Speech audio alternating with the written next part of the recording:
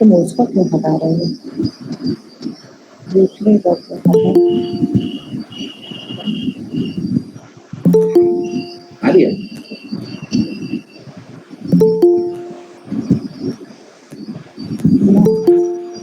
आवाज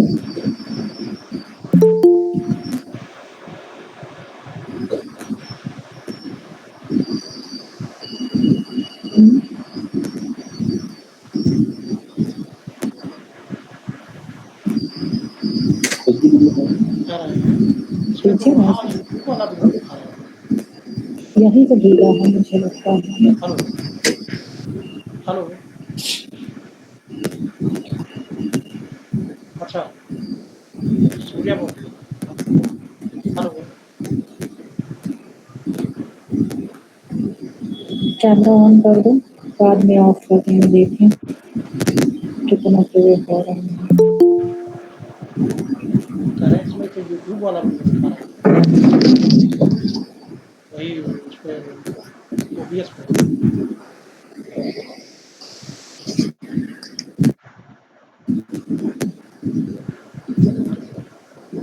Google meet ही चला रहे हैं, कौन यूट्यूब दिखा रहा है? नो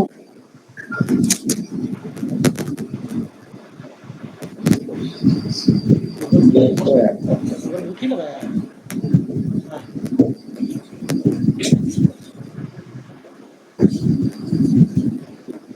दोनों खोलना था ना इस समय। मेन पे तो ये है। ब्राउजर पे तो इस समय वो चल रहा है ना, ब्राउजर में वही स्ट्रीमिंग वाला खोल रखा है और गूगल मीट वाला खोल रखा है, लाइव स्ट्रीमिंग होगी।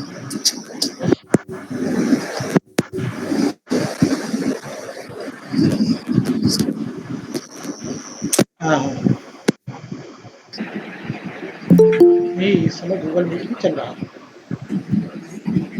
हाँ अभी दिखा रहा है। यूट्यूब दिखा रहा है। हाँ हाँ हाँ।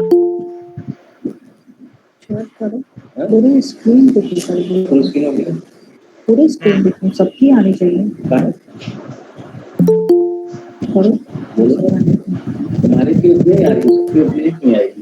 हाँ सबकी क्लिप तो तुमको देखना भी होगा।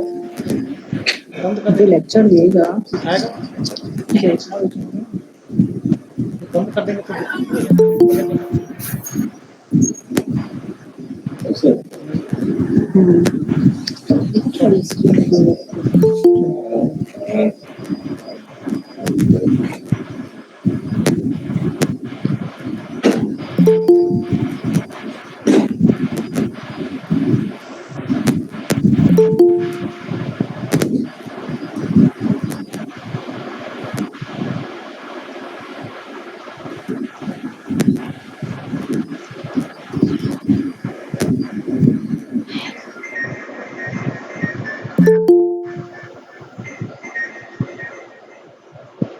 हेलो हेलो हेलो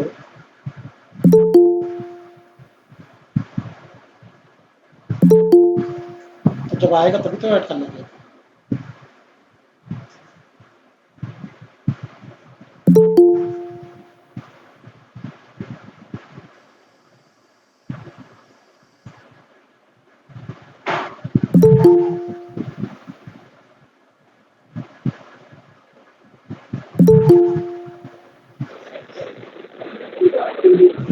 नहीं मत करो ना, क्यों बोलो।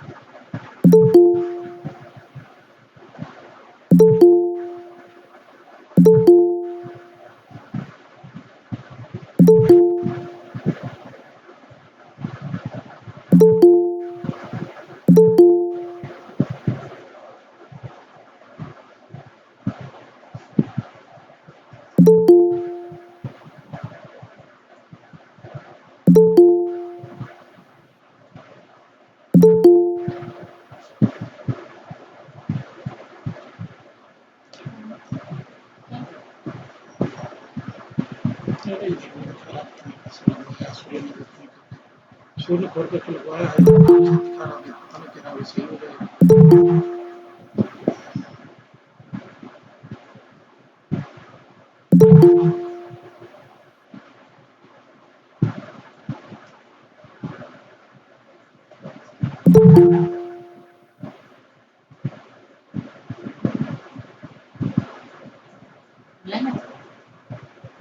अभी तो शुरू कर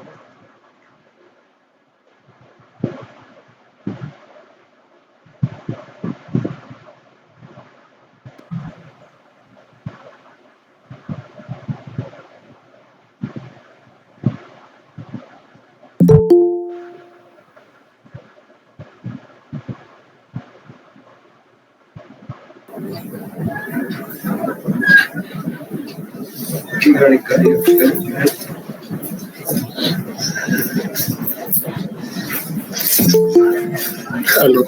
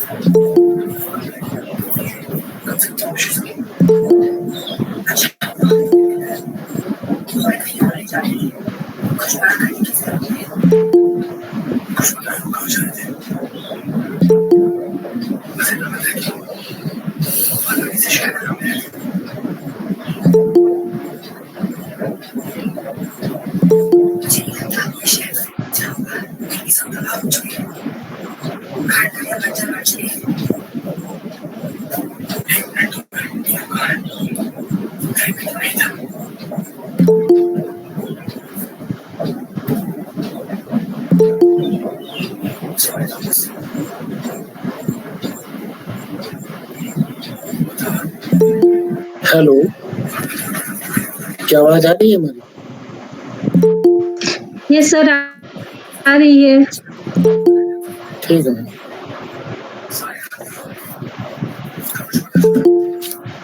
सर आवाज आ रही है। ठीक है जी। तो आज वेबिनार के 5वें दिन में हमारे साथ जितने भी हमारे साथी जुड़ गए हैं, सभी का हम स्वागत करते हैं, क्योंकि मुझे अभी लग रहा है हमारे एंकर सूर्या मिश्रा जी, कमलेश जी कहीं नजर नहीं आ रहे हैं। तो तब तक के लिए मैं टेक ओवर करता हूँ। वेट करते हैं हमारे साथी हमारे साथ जुड़ जाए।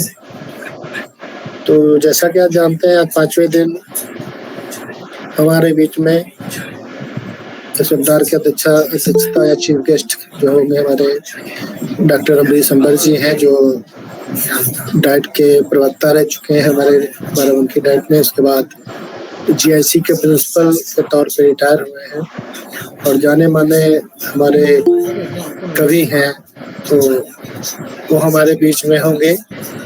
इसके अलावा हमारे बच्चालाल वर्मा जी एक हैं, SR जी हैं। हम लोगों को इलाहाबाद में उन्होंने ट्रेनिंग दी थी, तो वहाँ पर 9 बजे से 8 बजे तक का हम लोग का हेक्टिक शेड्यूल होता था। सत्र के बाद सत्र चलते थे तो हम लोग थक जाया करते थे, तो 7 बजे ये ऑडिटोरियम में हमको लेकर बच्चालाल वर्मा जी ले जाते थे हम सभी को, और वहाँ पे हम लोग को रिलैक्स करने के लिए साथ में पढ़ाना भी होता था। कोई ना कोई मैसेज था मोटिवेशन देने के लिए, और वहाँ जाकर और कोई ना कोई जैसे अभी हम लोग बताया जा रहा था ना कि सीखने के लिए कहानियों का हम प्रयोग करें, तो ये भी बहुत ही मार्मिक कहानियां सुना के अंत में उसका जो कंक्लूजन था उसके साथ हम लोग को जोड़ते थे। तो जब एक बार बोलने लगते हैं तो सबको मंत्रमुग्ध कर देते हैं और ठेठ एक तरह का देसी स्टाइल में बात करते हैं और बहुत ही प्रैक्टिकल बात करते हैं। वो हमारे बीच में होंगे। इसके अलावा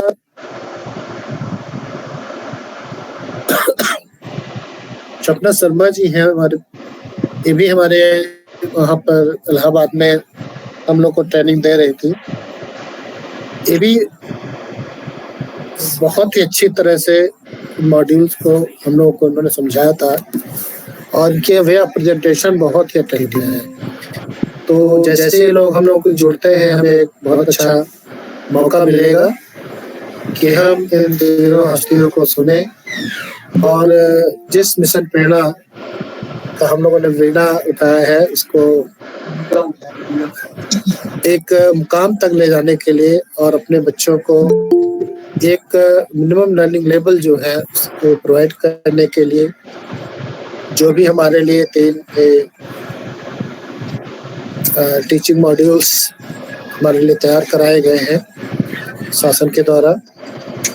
तो इन मॉड्यूल्स को ये लोग अच्छी तरह से हमको समझा देंगे। वैसे ही 4 दिनों में हम लोग के जो भी हमारे साथ साथी जुड़े हैं उनको एक माइंड में पिक्चर क्लियर हो गई होगी कि हमें भविष्य में क्या करना है। अभी थोड़ी देर पहले 12 बजे के आसपास हम सिद्धौर के वेबिनार में जुड़े हुए थे। बीएसए साहब जैसा आप जानते हैं, उनको मौका मिल जाए तो कोई बात छोड़ते नहीं है।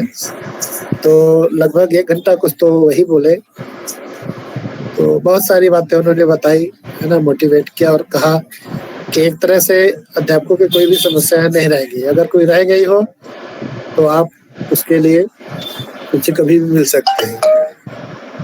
और साथ ही साथ देखा कि हमारे हर ब्लॉक में वेबिनार के माध्यम से ये कोरोना पेंडेमिक के समय में जब हम बहुत ही अपने आप को असुरक्षित महसूस करते हैं और एक अध्यापक के नाते हम अपनी जिम्मेदारी से भाग नहीं सकते, तो हम रास्ता ढूंढ रहे हैं अपने बच्चों के लिए फॉर टाइमिंग। जब तक ये जून का महीना है तब तक हम लोग अपने विद्यालयों को अच्छी तरह से तैयार कर लें, अपने आप को ट्रेन कर लें, अपने आप को इस नए रोल में ढाल लें कि किस तरह से हम अपने बच्चों को एक अच्छा नागरिक बनाने के लिए जो कुछ ज़्यादा से ज़्यादा हम दे सकें वो देने के लिए हम लोग अपने आप को तैयार करने के लिए लगे हुए हैं।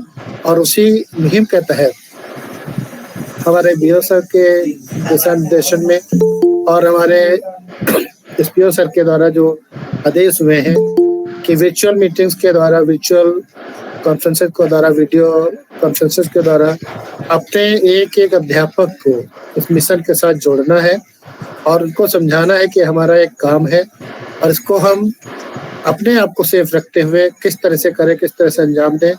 तो इस कोरोना टाइम में अपने आप को अच्छी तरह से तैयार करना है, अपने आप को इन तीनों मॉड्यूल्स को अपने हम लोगों को आत्मसात करना है ताकि जब भी हम फील्ड में पहुंचें तो पूरी तरह से अपने आप को इक्विप करके पहुंचें। और साथ साथ हमको थोड़ा और भी बात बतानी है। अभी साइट का रिजल्ट आ गया है तो उसका डैशबोर्ड से मैंने रिजल्ट अपलोड किया है।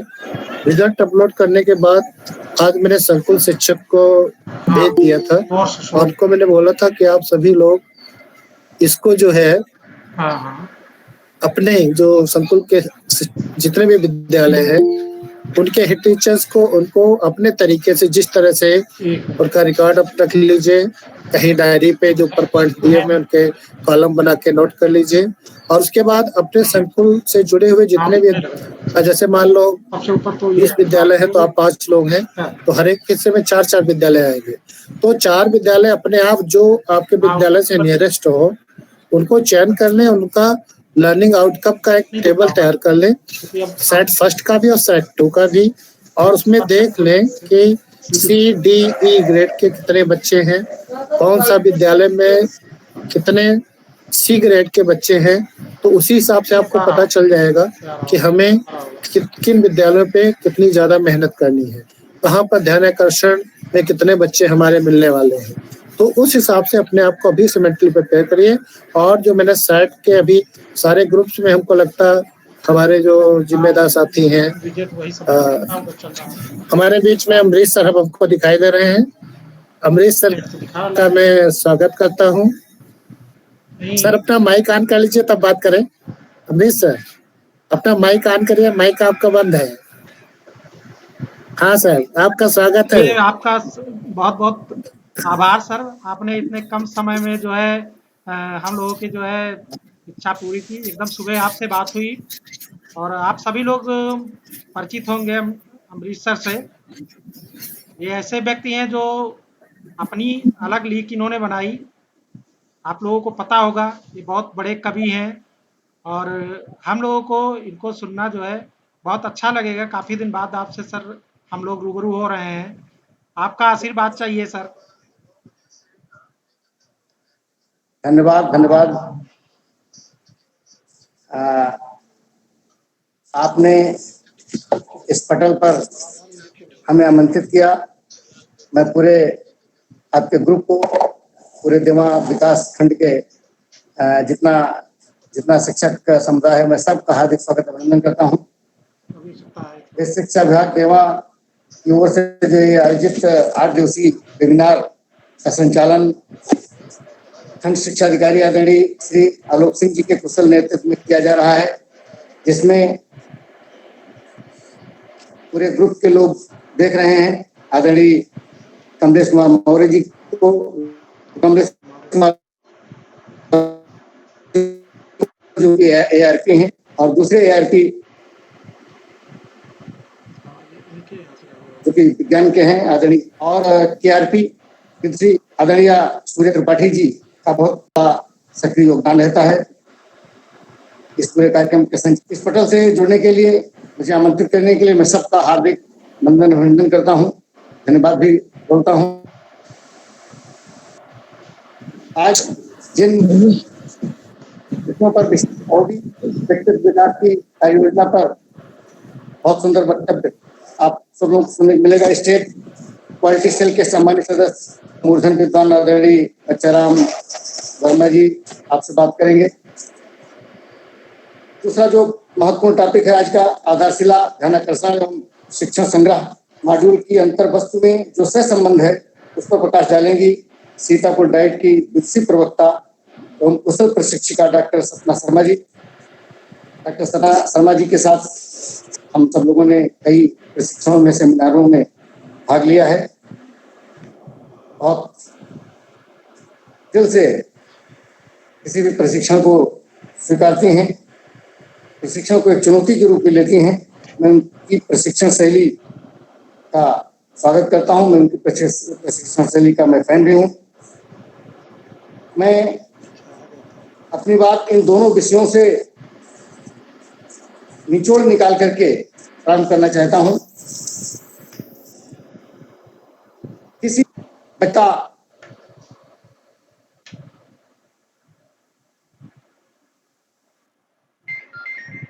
तो प्रारंभिक स्तर पर अच्छी शिक्षा मिली होती है। अगर बेसिक शिक्षा उसकी मजबूत नहीं है तो निश्चित है कि उसके व्यक्तित्व का निर्माण उतना बढ़िया नहीं हुआ जितना होना चाहिए। इसलिए बेसिक शिक्षा के स्तर पर बच्चों में व्यक्तित्व निर्माण जिस तरह का होगा, हमें वैसा ही हिंदुस्तान देखने को मिलेगा। और इस व्यक्तित्व निर्माण में जो प्रारंभिक कक्षाएं होती हैं, कक्षा 1 और 2, इन दोनों कक्षाओं की जो शिक्षा है वो बच्चों के लिए एक आधारशिला काम करती है। इसी आधार पर बच्चों के व्यक्तित्व का भवन खड़ा होता है। और जिस क्लास में हम लोग पढ़ाते हैं, जिन कक्षाओं को हम लोग स्वीकार करते हैं, उन कक्षाओं में सारे के सारे बच्चे एक स्तर के नहीं होते। अगर 75-80% बच्चे हमारी बात को बराबर ग्रहण कर रहे हैं तो उसमें 15-20% बच्चे कुछ ऐसे हैं, छूट जाते हैं, जो सामान्य बच्चों से थोड़ा पीछे होते हैं। तब अध्यापक की जिम्मेदारी बन जाती है कि उन बच्चों को भी हम इन बच्चों के स्तर पर लाएं, इनको भी हम सामान्य बच्चों के श्रेणी में लाएं।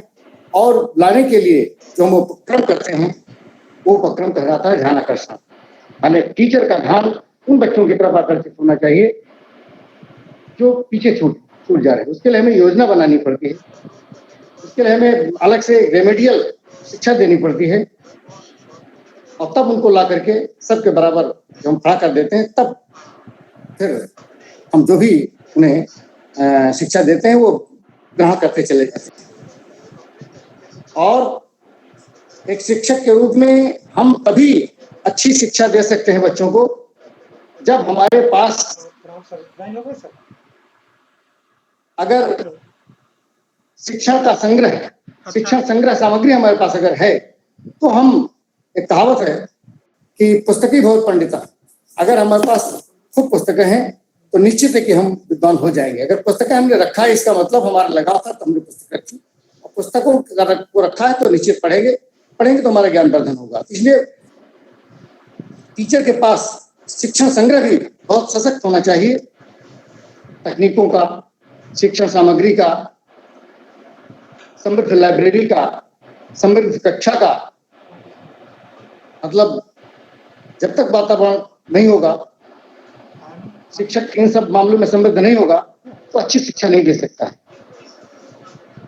इसलिए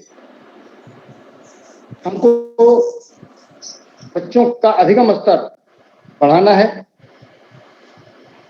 और ये अधिगम स्तर निश्चित उनका बढ़ेगा जब हम उन्हें अच्छी शिक्षा देंगे, अच्छे नवाचारों का इस्तेमाल करके। और आज के युग में भले विद्यालय शिक्षा का महत्व कम हुआ है, शिक्षक विद्यालयों के प्रति समाज का आकर्षण कम हुआ है, शिक्षकों के प्रति समाज का आकर्षण कम हुआ है, लेकिन ऐसा नहीं है कि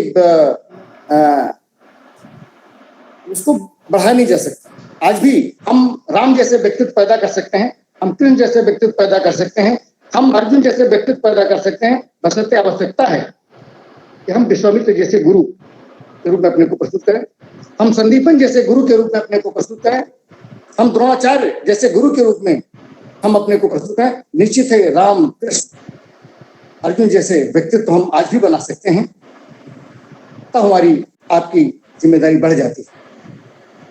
और ये मान चलना चाहिए, नेपोलियन ने कहा था कि impossible word is found in dictionary of fools. असंभव शब्द तो होता ही नहीं, इसलिए हर कार्य संभव है। हमको उसी जिजीविषा से, उसी संकल्प शक्ति से आगे बढ़ना चाहिए।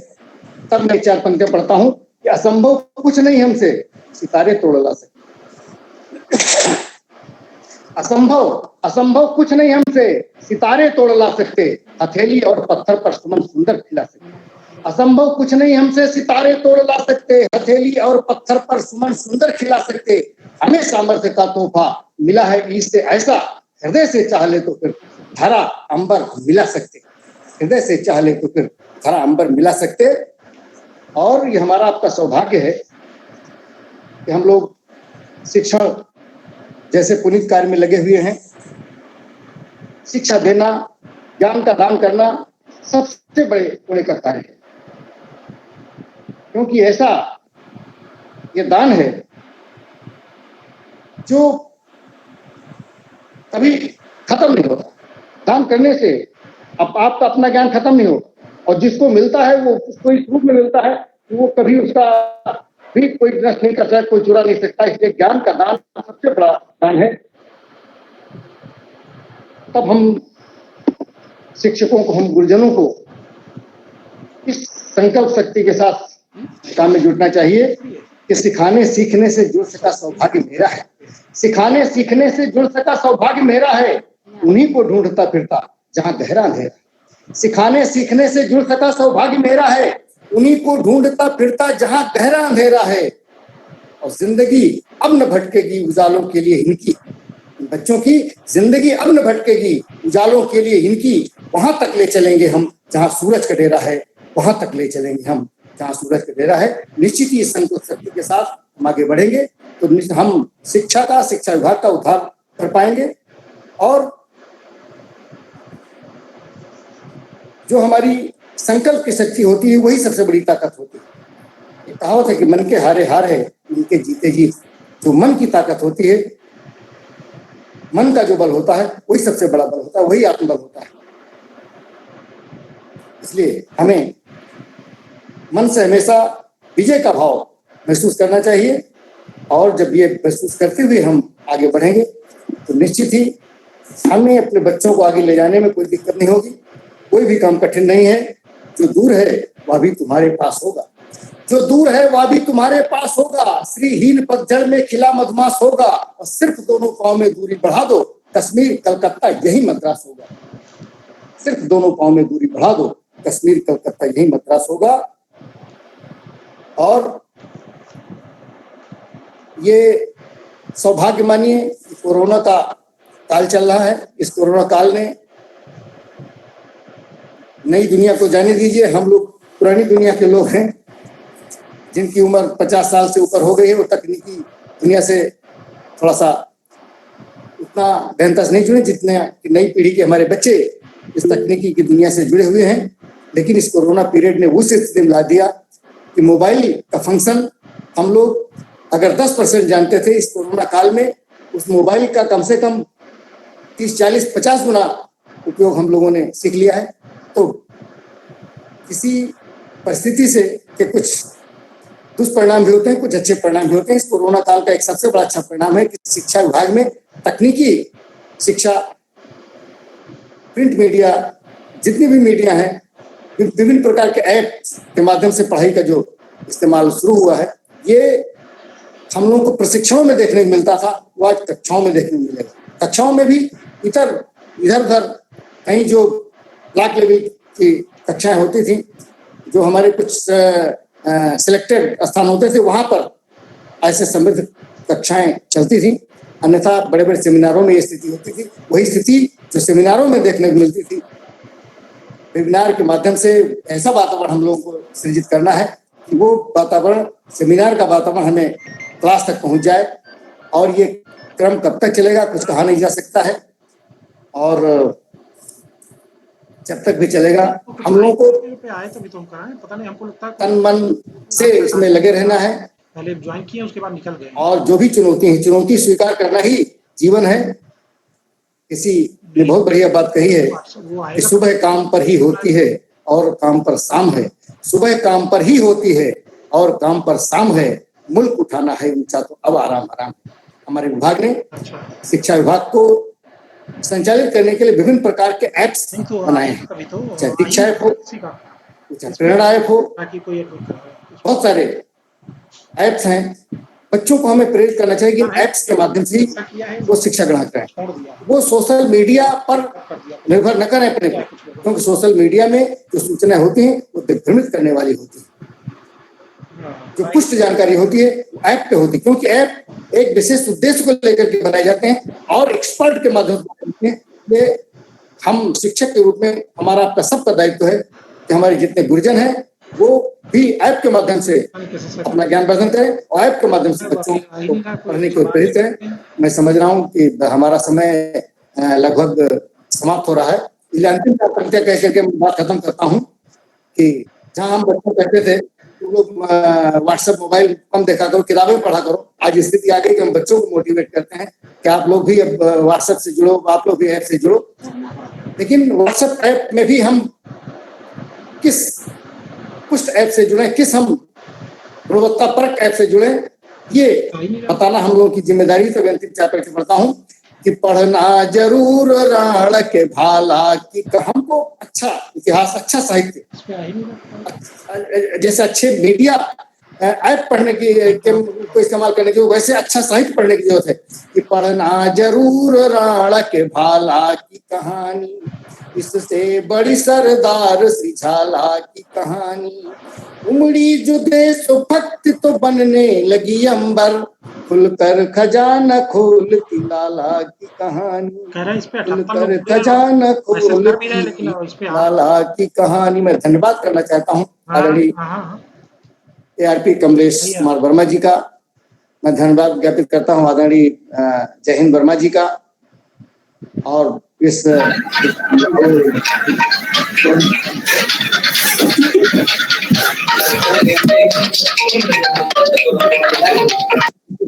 अनेक बार हमारी मुलाकात हुई है, मैं उनको भी प्रणाम बोलता हूँ, उनको भी नमस्कार बोलता हूँ। बहुत बहुत धन्यवाद सर, आपने आशीर्वचनों से हम लोगों को कृतकृत्य किया। बहुत बहुत धन्यवाद सर आपका। अब हमारे बीच श्री बच्चा राम जी हैं, जो अमेठी से हैं और क्वालिटी सेल के सदस्य हैं, और बहुत अच्छा जो है वो उनकी बातें जो है इतनी अच्छी होती हैं कि आप लोग उनकी बातें सुनते सुनते जो है कब समय पता चला जाएगा आपको पता ही नहीं चलेगा। तो आदरणीय बच्चा राम वर्मा जी हैं, आवाज सुन रहे हैं सर मेरी? जी सर, हाँ बिल्कुल सुना, बिल्कुल सुना। जी सर, धन्यवाद सर आपका कि आपने देवा महादेवा की भूमि पर आपका स्वागत है सर। आप अपने आशीर्वचनों से हमें कृतकृत्य करिए सर। बहुत बहुत धन्यवाद। धन्यवाद, आज आप लोगों ने बुलाया, मैं बहुत बहुत धन्यवाद आपको बोलता हूँ। और मैं समझता हूँ जितने लोग इस आपके कार्यक्रम से जुड़े हैं, सब लोग, मैं ये नहीं कह सकते प्रकारांतर, बल्कि हम लोग सब सीधे जुड़े हुए हैं, क्योंकि बाराबंकी के शिक्षा विभाग से मैं इतना नजदीक से जुड़ा रहा हूँ कि मैं हर प्रत्येक शिक्षक से परिचित हूँ। मैं सब का स्वागत करता हूँ, मैं सबकी भावनाओं का स्वागत करता हूँ और सबकी उस कर्मठता को सलाम करता हूँ कि आप लोग पूरी कर्मठता से शिक्षा विभाग की सेवा करें कि हमारे इन प्राथमिक विद्यालयों का गौरव बढ़े। धन्यवाद सर, धन्यवाद सर। बहुत दिन बाद सर को सुनने का अवसर मिला सर, बहुत बहुत आभार। बहुत बहुत स्वागत है बच्चा राम वर्मा जी का सर, बहुत बहुत स्वागत है। हम चाहेंगे कि सर आप अपने आशीर्वचनों से हम लोगों को अनुग्रहित करें। श्री बच्चा राम वर्मा जी।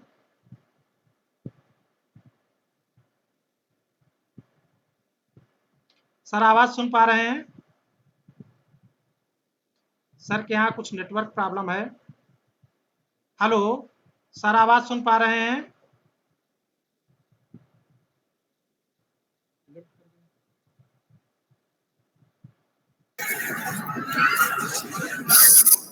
सब मीटिंग लेफ्ट कर चुके हैं, अभी फिर ज्वाइन करेंगे। उनके यहाँ नेटवर्क प्रॉब्लम है थोड़ी सी, अमेठी में बता रहे हैं, मौसम गड़बड़ है, अभी वो फिर से ज्वाइन कर रहे हैं।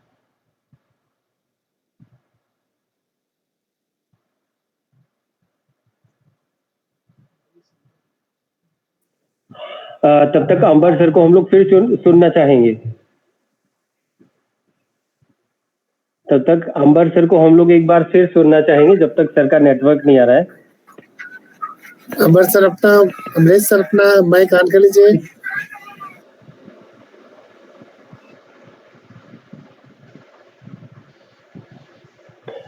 सर आपका माइक ऑफ है। अंबर सर आपका माइक ऑफ है, उसे प्लीज ऑन कर लीजिए।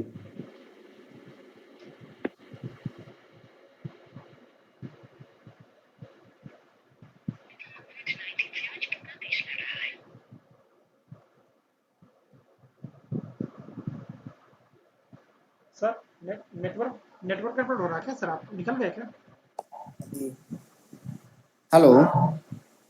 ऑन हो गया सर, ऑन हो गया। हाँ नहीं सर आप बोले। हाँ, बच्चाराम वर्मा जी नहीं जुड़ पा रहे हैं ना, अच्छा ओके सर। तो हमें संकेत हाँ कर सर, अभी दीजिएगा नहीं कब जुड़ हमें पाए। हाँ अच्छा, तो कुछ और पंक्तियां पढ़ें। स्वागत है सर, स्वागत है। चलिए कुछ मैं पढ़ता हूँ, सुनेगा।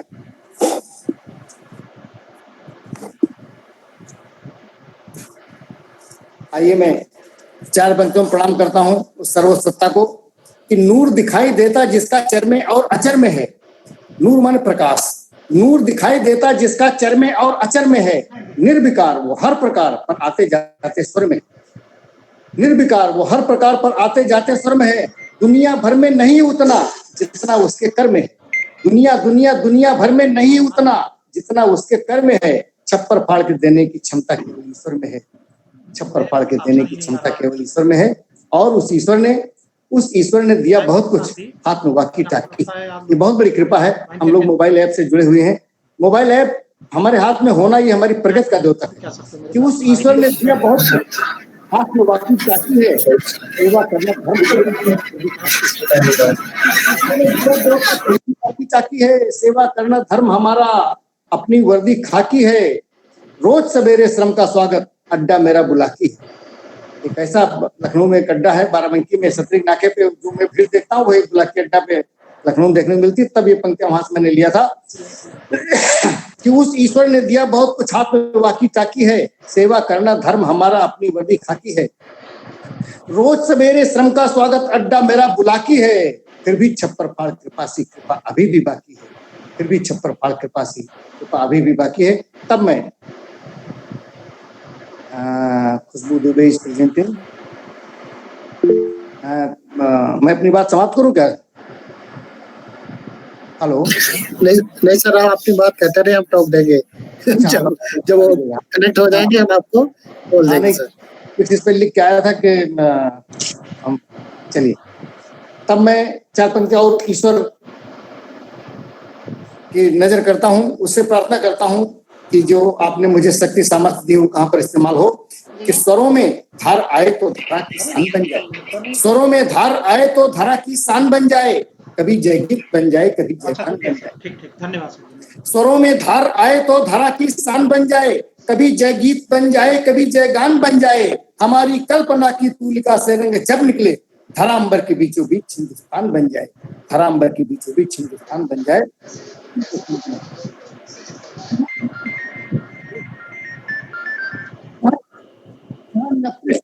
हिमालय सौर की गाथा, जहां के कोसिला के फूल का था, और जहां औदार अकबर का वो दर्शन राम में रब का, वही जय हिंद अब भी है, जगत का गुरु जगत।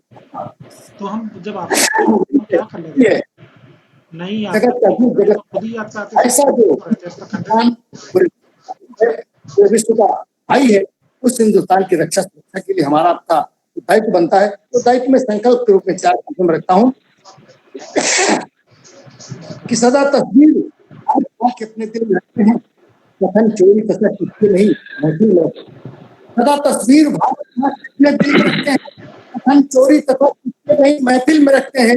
मोहब्बत हिंद से हमको है कितनी कैसे बतलाएं, ज्ञान तो तस्वीर में रखते हैं, ज्ञान तो में रखते हैं। और सर बहुत बहुत धन्यवाद आपका। सर बहुत बहुत धन्यवाद आपका।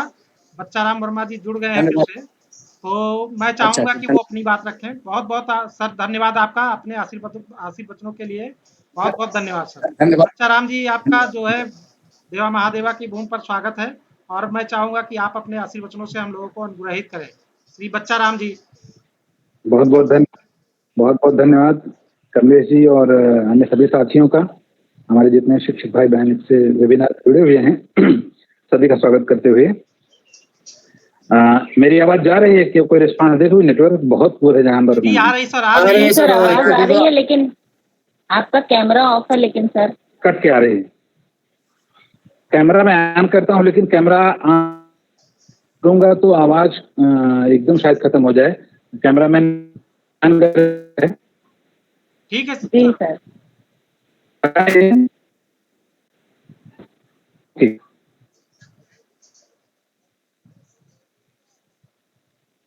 अभी आवाज नहीं आ रही। हेलो। हाँ सर, आवाज आ रही है। सर आ रही है आवाज आपकी। ये शारदा जी, आप अपनी प्रेजेंटिंग बंद करिए। हाँ सर बोलिए, आप सर बोलिए।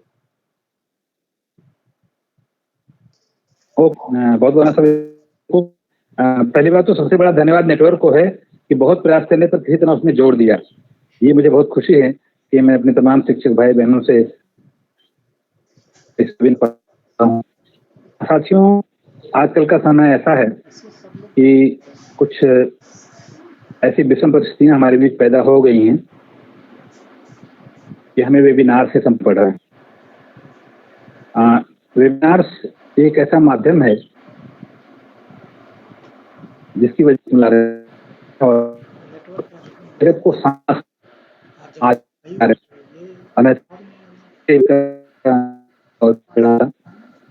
सर अगर प्रॉब्लम आ रही है आप कैमरा ऑफ कर दीजिए।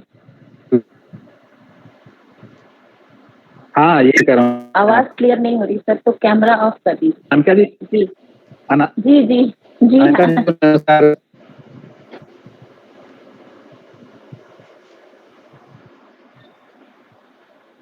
साथियों एक पास है कि वो चल रही है कि वर्ल्ड क्लास की घड़ी थी। Hello hello. बोलिए सर, आवाज आ रही, बोलिए सर। हेलो। बोलिए सर, आवाज आ अच्छा रही है। अच्छा ओके ओके। साथियों एक हाँ, चूंकि हम सभी शिक्षक हैं, शिक्षक होने के नाते एक मैं आपसे निवेदन करना चाहूंगा सभी साथियों से कि साथियों, शिक्षक को कभी पेशा मत समझिएगा। वास्तव में शिक्षक पेशा है भी नहीं, न ये पेशा कभी था, ना आज है और ना आगे कभी। जब इसे पेशा मान लिया जाएगा तो शिक्षा की बड़ी दुर्दशा होने की संभावना बनी रहती है। शिक्षा की एक दायित्व है, एक जिम्मेदारी है समाज को, देश को अच्छा बनाने का, और ये पेशेवर आदमी नहीं कर सकता। तो शिक्षक, हर शिक्षक को अपने आप पे मानना चाहिए कि मेरे ऊपर 10, 20, 100, 50 बच्चों की जिम्मेदारी है, एक गांव की जिम्मेदारी है, एक जिले की जिम्मेदारी है, एक प्रदेश की जिम्मेदारी है और पूरे समाज को एक अच्छा बनाने की जिम्मेदारी है। जब आप ये मान के चलेंगे तब शायद शिक्षा जगत में कुछ बेहतर कर पाने की संभावना ज्यादा बनी रहती है अपेक्षाकृत पेशा मानने से। दूसरी बात ये कहूंगा कि एक शिक्षक का जो व्यक्तित्व है, अभी आप 3 मॉड्यूल पर इसमें जो बातें चल रही हैं वो ध्यान मॉड्यूल, आदर्श मॉड्यूल, शिक्षण संग्रह मॉड्यूल, लक्ष्य पर, प्रेरणा सूची पर, प्रेरणा तालिका पर, प्रेरणा मिशन पर, ये बातें, और एडू लीडरशिप पर, असेसमेंट पर, ये 5-6 बिंदु हैं जो इस समय चल रहे हैं इस तरह से। इनमें सबके सबसे ज्यादा जरूरी ये है कि आपका व्यक्तित्व बहुत निखरा हो, व्यक्तित्व आपका बहुत अच्छा हो, निराला हो। हमारे स्कूल में जो बच्चे आते हैं, पहले तो मैं आपसे निवेदन कर लूँ कि उनकी परिस्थितियां अलग टाइप की होती हैं, हमारे आपकी परिस्थितियों से अलग, बिल्कुल भिन्न एकदम से।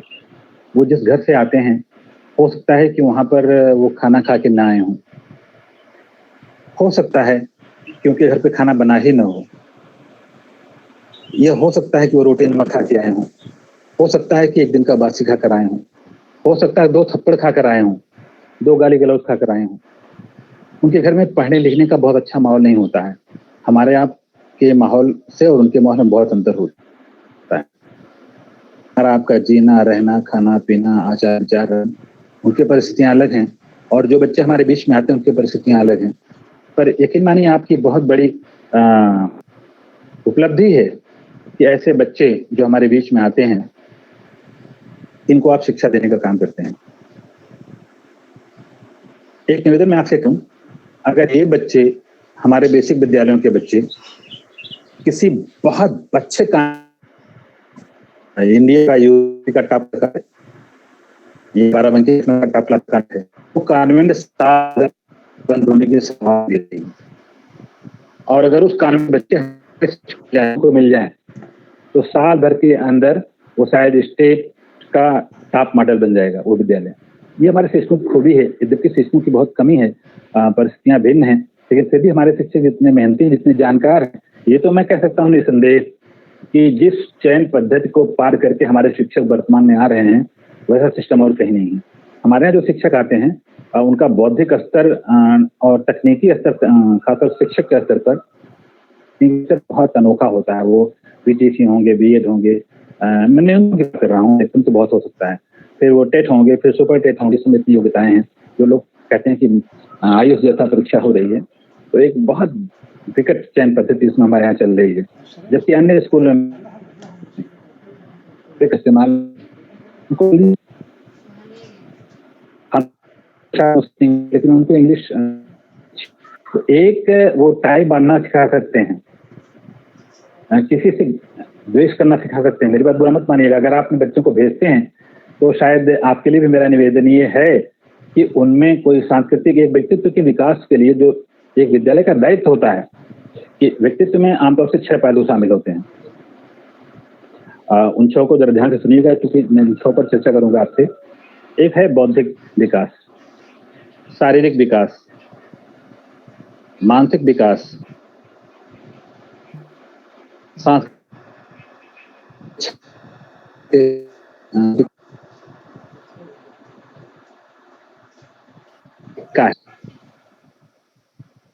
इसमें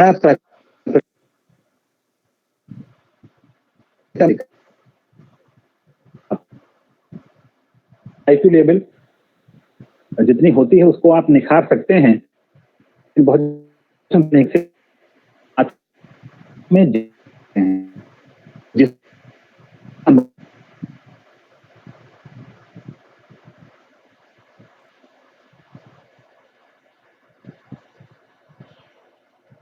उन पर तो आप उसके साथ काम करेंगे तो उसका विकास ना हो जितना लेवल पर 98 या 50 जो है वहां तक, वो जहाँ तक कोई दिक्कत नहीं। आपके बच्चा बहुत अच्छा नहीं, वो उसका प्राकृतिक और आपका जो निखारने का गुण है, जैसे एक खेत में पैदा होने की संभावना है पर आप निराई गुड़ाई कर देते हैं तो एक बेहतर पैदावार होती है, एक अच्छी पैदावार की सीमा है, उस सीमा तक हो जा सकता है।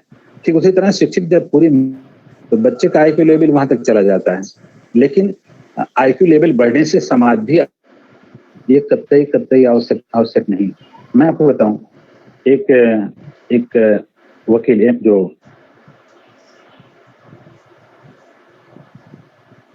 LLM है, एक इंजीनियर पर है, एक डॉक्टर, एक IAS जो बहुत बौद्धिक क्षमता वाला है, होते हैं। इनका विकास जब बहुत ज्यादा हो जाता है तो ये देश के सर्वोच्च पदों पर जाते हैं। पर हमारा सिस्टम कुछ, हमारा समय का फेर है, सिस्टम का समय का फेर है, जब ये लोग बहुत ऊपर तक पहुंच जाते हैं और सेवार जाइए में आते हैं तो इनकी वजह से को कई परेशानियां भोगनी पड़ती हैं। आप जानते होंगे अच्छी तरह से कि शिक्षा का यह शिक्षा के समय की परिस्थितियों का एक बहुत बड़ी कमी है कि जब हम बौद्धिक विकास बहुत ज्यादा कर देते हैं और अन्य विकास के पहलू कमजोर पड़ जाते हैं, जैसे मानसिक विकास, आपके सामाजिक विकास, नैतिक विकास, ये कमजोर पहलू पड़ जाते हैं। वो आदमी सेवार्थ जाइए में जब जाता है तो समाज का हित के बजाय कई अन्य करने लग जाता है। यही वजह होती कि एक LLM किया हुआ सुप्रीम कोर्ट का बहुत बड़ा बैरिस्टर बहुत खूबसूरती के साथ झूठ बोल लेता है, शायद हम आप वैसा झूठ नहीं बोल पाएंगे। एक 2 रुपए का इंजेक्शन लगा करके 10,000 की फीस इतनी बखूबी वसूल लेता है कि आप समझ भी नहीं पाओगे। एक इंजीनियर जिस पर पूरे देश को चलना है, जिस रास्ते पर, उसमें जहाँ 1.5 फीट गिट्टी पड़नी है वहाँ 6 इंच गिट्टी डाल करके फुर्सत कर लेता है। ये एक समय का कहिए, सिस्टम का, परिस्थितियों का दोष नहीं, एक समय का दोष है। और एक IAS PCS जो बड़े उच्च पद, बहुत अच्छे भी लोग होते हैं इनमें, ऐसे भी IAS हैं जो चप्पल पहनकर जिंदगी गुजार दी हैं, जो रातों दिन जाकर जिंदगी गुजार दी हैं, आज भी गुजार रहे हैं, लेकिन उनकी संख्या बहुत कम है।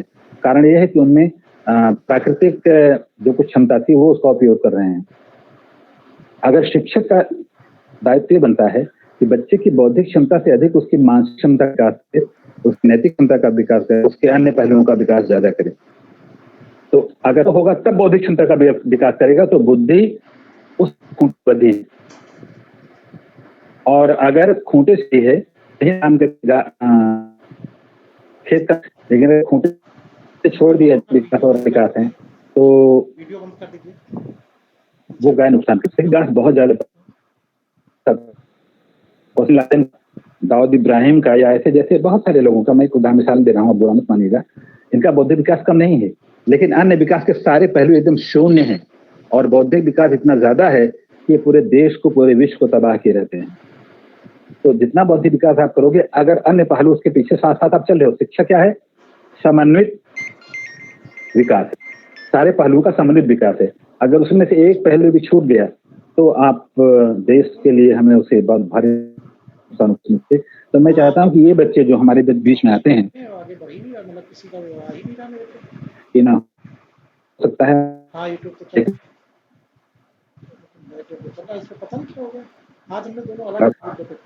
व्यक्तिगत विकास के अंदर पहलू, इनका विकास हम कर सकते हैं। बच्चे में ये आना चाहिए, उसमें भावना होनी चाहिए। मानसिक विकास के जो पहलू हैं उनमें सबसे पहली बात ये होती है कि हर इंसान को ये पता होना चाहिए, हर बच्चे को ये पता होना चाहिए कि क्या अच्छा है और क्या बुरा है, what is right and what is wrong. मानसिक विकास के सबसे पहला तत्व है। यहाँ मैं एक चीज और कहना चाहूंगा आपसे कि इस मानसिक विकास में का जो पहलू है, क्या अच्छा है क्या बुरा है, किसी किताब से पढ़कर आप नहीं जान सकते। बौद्धिक विकास आप किताब को पढ़कर कर सकते हैं, सिखा सकते हैं, सीखने का माहौल दे सकते हैं, लेकिन मानसिक विकास के लिए शिक्षक का होना अति अति अनिवार्य है। और जब शिक्षक का मानसिक विकास हुआ रहेगा वो बढ़िया मानसिक विकास कर सकता है।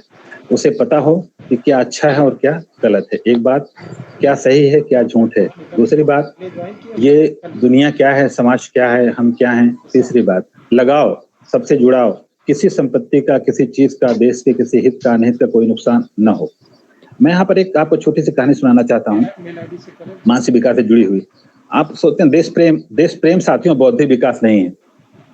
बौद्धिक विकास अगर आप देश प्रेम को मानेंगे तो वो कुछ भी कर सकता है, वो पैसे के लिए जासूसी कर सकता है, देश के खिलाफ कर सकता है, देश को नुकसान पहुंचा सकता है। और ऐसे बहुत सारे लोग हैं, आप रोज अखबारों में, टीवी पर देखते रहते हैं कि बहुत सारे बड़े बड़े अधिकारी, बड़े बड़े नेता तमाम चक्रव्यूह में फंसते रहते हैं, उलझते रहते हैं, तमाम गलतियों में उलझते रहते हैं। तो आशय है कि एक बार स्वामी रामतीर्थ वो जापान गए। शार्ट में सुनाता हूँ। जब जापान जा रहे थे उनका व्रत चल रहा था। व्रत के समय में कुछ भी नहीं खाते थे वो, 24 घंटे में केवल एक बार फलाहार लेते थे। तो उस समय वायुयान से जाना संभव नहीं था। पानी वाले जहाज से वो देश के प्रतिनिधि बनकर गए। देश का प्रतिनिधि माने कि वो देश जा रहा है, इतना सम्मान मिलता है प्रतिनिधियों के लिए, अलग अलग सब वहाँ व्यवस्थाएं होती हैं। तो उनके लिए व्यवस्था किया था जापान सरकार ने। जापान में सम्मेलन होना था, वो जापान पहुंचे पानी के जहाज से। लगभग उनको 24 घंटे में यात्रा में लग गया, और एक दिन लग गया था उनको दिल्ली से जहां पर वो पानी वाला जहाज पकड़ना था। उसके बाद उनके लिए ट्रेन एक रिजर्व ट्रेन खड़ी थी, जिसमें 3 डिब्बे लगे हुए थे। एक डिब्बे में सामान लदा हुआ था, एक डिब्बे में रसोई थी, और एक डिब्बे में कुछ रसोई और गेस्ट रूम उसी माथा बनाया गया था, और एक डिब्बे में कुछ यात्री और ऑफिसर्स थे। तो स्वामी रामतीर्थ का व्रत चल रहा था। जैसे पहुंचे वो बहुत वीआईपी व्यवस्था थी ट्रेन में, लगता था कि कोई राजमहल है, इस तरह सजाया बजाया गया था। तुरंत खानसामा, जो शेफ कहते हैं इनको हम, बैरे, वो शेफ मशहूर शेफ थे, वो सब भोजन बना के ले आए। बहुत बढ़िया बढ़िया व्यंजन, जापानी व्यंजन, बहुत अच्छी अच्छी डिश ले आए। स्वामी रामतीर्थ ने पूछा, जब कोई कहीं जाता है उसको वहाँ की लोकल भाषा भी थोड़ी बहुत सिखाई जाती है। तो स्वामी रामतीर्थ इतनी जापानी जानते थे कि क्या खाना है, क्या पीना है, कैसे नमस्ते करना है, कैसे अभिवादन करना है। तो उन्होंने पूछा, भाई क्या है? तो लोगों ने उस पर से एक पर्दा पड़ा था, उसको हटाया तो देखा तरह तरह के डिश थे। तो स्वामी रामतीर्थ चूंकि व्रत था और उसमें फल था नहीं, तो उन्होंने मना कर दिया। सारे अधिकारी आकर के खाना खाने लगे, उसका जितना आनंद उठा सकते थे उठाने लगे, वो जो भी डिश थी उसमें। ऐसे ऐसे करके लगभग ट्रेन चलती रही। हर घंटे बाद कोई न कोई डिश आती रही, हर घंटे बाद डिश आती रही, और स्वामी रामतीर्थ बार बार मना करते रहे। ये एक दुखद घटना थी। स्वामी रामतीर्थ को बहुत भूख लग चुकी थी। लगभग 2 दिन बीत रहे थे बिना कुछ खाए पिए, और खाली पेट पानी आप पी नहीं सकते एक घूंट से भी। तो स्वामी रामतीर्थ बेहवल थे, कभी मुझे बोलना है मैं क्या करूं, तो जहां ट्रेन रुकती थी बार बार नीचे उतरते थे, प्लेटफॉर्म पर कोई फल मिल जाए तो मैं ले लूं। उन्होंने अधिकारियों से या शख्स से इसलिए नहीं कुछ कहा क्योंकि उन्होंने पूछा ही नहीं कि अगर आप ये नहीं खाओगे तो आखिर खाओगे क्या खाओगे। ये एक भी व्यक्ति ने, बड़े बड़े अधिकारी वहां थे, बड़े बड़े व्यवस्थापक, देश के प्रबंधक वहां पर मौजूद थे एक देश के प्रतिनिधि को लेने के लिए, लेकिन एक भी आदमी ने नहीं पूछा कि अगर तमाम तरह के व्यंजन आप 6 घंटे से नहीं खा रहे हो तो आखिर खाओगे क्या।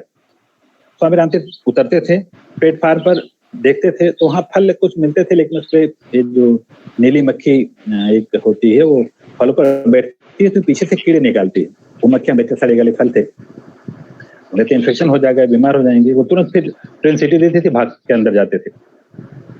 अधिकारी समझते थे कि वो टालने जा रहे हैं।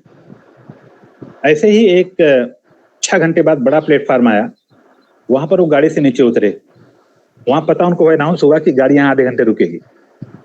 तभी एक बच्चा उस गाड़ी से उतरा, भिखारी जैसा, जैसे ट्रेनों में होते हैं मूंगफली बेचने वाले, जूता साफ करने वाले, झाड़ू लगाने वाले, भीख मांगने वाले, ऐसा एक बच्चा था। उम्र थी 9-10 साल। वो उतरा और वो बार बार स्वामी रामतीर्थ को देख रहा था कि आदमी बार बार हर स्टेशन पर ट्रेन से उतरता है, जाने का ढूंढता है, फिर बैठ जाता है ट्रेन पर। उससे रहा नहीं गया, वो तुरंत उतरते ही वहां आया। स्वामी रामतीर्थ भी नीचे उतर गए थे प्लेटफॉर्म पर। कहा, महोदय आपको क्या चाहिए? तो बच्चे ने कहा कि स्वामी रामतीर्थ जवाब चल रहे हैं, वो तो कुछ कह नहीं रहे हैं, बच्चा है वो भी 9-10 साल का। तो कहा कुछ नहीं, जाओ तुम बेटा, कोई मतलब नहीं। तो बच्चे ने कहा, नहीं महोदय, जब तक आप मुझे बताएंगे नहीं कि आपको क्या चाहिए, मैं यहाँ से हिलने वाला नहीं। तो स्वामी रामतीर्थ तो गंदे मैले कुचैले पागल जैसे बच्चे को भगाने के लिए कह दिया कि मुझे अच्छे फल चाहिए। जैसे ही कहा, बच्चे ने कहा, महोदय आप यहीं ठहरिए। वो फौरन भागा, बिना आगे पीछे देखे प्लेटफार्म के बाहर गया। उसे पता था कि यहाँ एक ताजे फल की दुकान है, बड़ा शहर था, और यहाँ प्लेन से रोज ताजे फल आते हैं। वहां से एक टोकरी फल उसने लिया और फौरन भागा भागा प्लेटफार्म पर आ गया। गाड़ी अभी वहीं खड़ी थी और स्वामी रामतीर्थ के सामने फल उसने हाजिर कर दिया। कहा, महोदय लीजिए फल। स्वामी रामतीर्थ बेहद आश्चर्यचकित थे कि जहां पर मैं जिस देश में 6 घंटे से लगातार फल ढूंढ रहा हूँ, इतने गंदे और सड़े गले फल, वहां से बच्चा पागल जैसा जो सड़ा गला है वो इतना सुंदर फल लेकर कहां से आ रहा है। तो उन्हें पूछा, बेटा मुझे बताओ इसकी कीमत क्या है? तो उस बच्चे का जवाब था कि महोदय कुछ नहीं। स्वामी रामतीर्थ और भी आश्चर्यचकित, एक तो पागल बच्चा पहला आश्चर्य, इतने सुंदर फल दूसरा आश्चर्य, और कीमत कुछ नहीं तीसरा आश्चर्य उनका था। उन्होंने कहा, बेटा देखो मुझे भूख बहुत लगी है, लेकिन जब तक तुम कुछ लोगे नहीं तब तक मैं इस फल को ग्रहण नहीं कर सकता।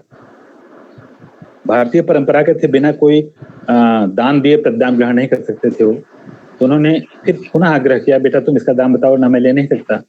कहा, अगर आप कुछ देना ही चाहते हो, बच्चे का जवाब था कि अगर आप मुझे कुछ देना ही चाहते हो तो कृपया अपने देश में जाकर ये मत कहिएगा कि जापान में अच्छे फल नहीं मिलते। कहानी बहुत लंबी है, पर मैं निवेदन इतना करना चाहता हूं कि उस बच्चे का बौद्धिक विकास नहीं था, ये उसका मानसिक विकास था, अपने देश के लिए, अपने समाज के लिए, अपने गौरव के लिए, अपनी गरिमा के लिए। और मानसिक विकास अगर आप में नहीं होगा तो देश के गौरव को, समाज के गौरव को, अपनी गरिमा को, व्यक्तित्व को, सबको सत्यानाश करते हम चले जाएंगे। और हमारे शिक्षा पद्धति में समय का फेर ये है कि इस तरह का आकलन सिस्टम हमारे पास नहीं है कि किसी बच्चे के मानसिक विकास, यद्यपि शिक्षक ये जानते हैं कि मेरा बच्चा कैसा है। अगर आपके यहाँ 200 बच्चे हैं, आप स्कूल आते जाते हैं, तो आप हर बच्चे के बारे में जानते हैं कि मेरा कौन सा बच्चा कैसा है। तो वास्तव में जो व्यवहारिक पद्धति है आकलन की, वो सबसे निराली है, अवलोकन पद्धति, व्यवहारिक पद्धति। आपके जो परीक्षाएं लेते हैं हम लोग, अभी तक जो परीक्षाएं हमारे यहाँ चलने सिस्टम चल रहा है, उसमें केवल हम बौद्धिक विकास का आकलन करते हैं, जबकि बौद्धिक विकास व्यक्तित्व केवल 15% भाग है। इसके अलावा 90% भाग पूरा व्यक्तित्व होता है, 10% प्राकृतिक हम मानते हैं कि 10% प्राकृतिक। मानसिक विकास की व्याख्या कोई किताब नहीं कर सकती, केवल गुरुजनों के अलावा, शिक्षकों के अलावा, इन शिक्षक भाइयों बहनों के अलावा किसी बच्चे का मानसिक विकास अन्य कोई किताब या अन्य कोई समाज नहीं कर सकता। कोई पीएम नहीं कर सकता, कोई डीएम नहीं कर सकता, कोई डॉक्टर और इंजीनियर नहीं कर सकता। वो शिक्षक कर सकता मानसिक विकास कि बेटा ये अच्छा है, ये बुरा है। नमस्ते ऐसे करो, बड़ों का आदर ऐसे करो, शिक्षकों का आदर ऐसे करो, सम्मान ऐसे करो, पैर छूना तो ऐसे छुओ, लाइन में ऐसे खड़े हो। ये सब मानसिक विकास के पहलू हैं, बौद्धिक विकास के पहलू नहीं है। बौद्धिक विकास में तो बच्चा पीछे चुटकी काट लेगा, खड़ा रहेगा वैसे ही। अगर मानसिक विकास नहीं, पीछे आगे वाले चुटकी काटेगा और वो चौंकेगा, आप डांटोगे तो दोनों शांत हो जाएंगे। ये बौद्धिक विकास है। बौद्धिक विकास कोई भी खुरापात कर सकती है देश में तमाम तरह के। तो बौद्धिक विकास के साथ साथ मेरे निवेदन है कि बच्चे का आप हर तरह का पहलू, अगर उसमें लिखा है कि जुम्मन शेख और अलगू चौधरी का पाठ है पंच परमेश्वर, तो उसका मतलब है कि हर बच्चे में क्षमता आ जानी चाहिए उस पाठ को पढ़ने के बाद कमोवेश कि हमें किसी भी दशा में न्याय का पक्ष नहीं छोड़ना है। वो हमारा मित्र हो, बाप हो, हम खुद ही क्यों न हो, हमारे भाई बहन हो, कोई भी हो, लेकिन हमें न्याय का पक्ष नहीं छोड़ना है। और अगर ये भावना आ जाए तो देश का हर पल बेहद खुशगवार हो जाए। अगर सारे बच्चों का मानसिक विकास हो जाए तो हमारा देश और समाज बहुत ही गौरवशाली और बहुत ही प्रतिष्ठित हो जाएगा। मानसिक विकास के लिए खान पान, विचार, आचार, रहन सहन, बहुत सारी चीजें उसमें योगदान करती हैं। पर यहाँ समय आपके साथ कम है, चूंकि वेबिनार्स हैं और आज नेटवर्क भी बहुत प्रॉब्लम है, तो मैं आपसे निवेदन करूंगा कि जब आप क्लास में जाएं तो बच्चों की शुरुआत, आप ये भी मानसिक पहलू है कि आप शुरुआत कैसे करेंगे। एक लिख देंगे, का लिख देंगे या दो दो चार पढ़ाएंगे। आप जब जाएंगे तो सबसे पहले मेरी प्रार्थना आप सभी शिक्षक भाई बहनों से कि आप उनके साथ बातचीत शुरू करने के लिए, बेटा तुम क्या खा कर आए हो, ये मत पूछिए। इसको घरेलू भाषा शुरुआत करिए। दूसरी बात है कि ऐसे प्रश्न मत पूछिए जो बच्चों को तकलीफ दें, जैसे क्या खा कर आए हो सकता है बच्चा रोटी खा के, सूखी रोटी खा के आया हो, बताने में उसे शर्म आएगी। बिना खाया आया हो, एक दिन की बासी खिचड़ी खा कर आया हो, तो उससे पूछे बेटा तुम्हें क्या खाना पसंद है, तुम्हारे घर में कौन कौन से जानवर हैं, आसपास कौन से लोग हैं, तुम्हारे कितने भाई बहन हैं, तुम्हारे परिवार में कितने लोग हैं, तालाब तुम्हारे गांव में है कि नहीं है, और क्या क्या तुम्हारे गांव में है, पेड़ पौधे कौन कौन से हैं, पालतू जानवर कौन कौन से हैं, गाय दूध देती है कि भैंस है कि बकरी है, क्या चीज है, इस तरह बात करिए। तुम्हारे दोस्त कौन कौन से हैं, तुम्हें क्या क्या खेल पसंद है, टीवी देखते हो, क्या देखना पसंद अच्छा लगता है, उसमें क्या अच्छा लगता है। जब आप इस तरह की बात करेंगे तो बच्चा सोचेगा अरे तो मेरे दोस्त जैसे हैं। बच्चों के साथ मस्ती करिए, बच्चों के साथ बच्चा बन जाइए, निश्चित रूप से आप बेहतरीन शिक्षक बनेंगे। एक बेहतरीन शिक्षक बनने के लिए जरूरी ये है कि बच्चों से लगाव और प्रेम और स्नेह रखिए। लगाव का आशय मेरा यहाँ पर जो मानसिक विकास का पहलू है, बौद्धिक विकास से लगाव ऐसा होता है साथियों, मैं आपके सामने नहीं हूँ, लेकिन फिर भी मैं कोशिश करता हूँ कि आप जब हाथ मिलाते हो किसी से भी, तो ये बौद्धिक विकास है। हालांकि इसे कोरोना ने हाथ मिलाना बंद कर दिया है, बहुत अच्छी बात है, बुरी बात नहीं, बहुत अच्छी बात है, क्योंकि हम हिंदुस्तानी दिल मिलाते हैं, हाथ मिलाना हमारी परंपरा नहीं है। और जब हम हाथ मिलाते हैं तो और भाई साहब कैसे हैं, सर जी कैसे हैं, लेकिन अंदर से सोचते हैं कभी मोटरसाइकिल जाएगा, एक्सीडेंट हो जाए, मर जाए। मिला रहे हैं हाथ, हालचाल भी पूछ रहे हैं, और बौद्धिक विकास इतना खतरनाक है हमारा कि मना रहे हैं कि मर जाए। आप ऐसा क्यों सोचते हैं कि किसी किसी का नुकसान हो? आप ये क्यों नहीं सोचते कि हमारे देश का हर आदमी, हर शिक्षक इतना महान मर जाए कि देवता भी उसके कदम चूमे? मेरे बगल में जो पड़ोसी, उसके पास 10 कार आ जाए, हो सकता है रात बिरात कभी हमारे काम भी आ जाए, उसका महल 20 तला हो जाए, सारे लोग मुझसे अच्छे हो जाएं। ये मानसिक विकास का पहलू है, बौद्धिक विकास का पहलू नहीं है। तो देश का विकास, समाज का विकास, मानसिक विकास। बच्चों से जब आप मैथ में बात करें तो बेटा क्या छोटा है, क्या बड़ा है, क्या हल्का है, क्या भारी है, क्या ये है, क्या वो है, बहुत सारी चीजें। और आकलन में सबसे अच्छा है एक शिक्षक के पास व्यवहार और आकलन के सिस्टम, व्यवहारिक आकलन का सिस्टम बहुत बेहतरीन होता है। वो बिना परीक्षा लिए हर बच्चे को बता सकता है कि किस स्तर पर है, कौन सा पहलू इसका खराब है और कौन सा पहलू इसका अच्छा है। तो ये बहुत अच्छी बात है। इसके लिए मैं सभी शिक्षकों को बधाई देता हूँ कि आप इतना जानते हो। पर इतना आपसे जरूर करूंगा कि ये ध्यान रखिएगा हमेशा कि बच्चे को हमें एक बेहतरीन इंसान बनाना है, एक अच्छा इंसान बनाना है। ये हमारा, ये अगर एक पागल बच्चा, हमारे बीच में पागल बच्चे भी आते हैं, जो हम कहें अधिगम अक्षम बच्चे हैं, ऐसे बहुत सारे बच्चे आते हैं देखने में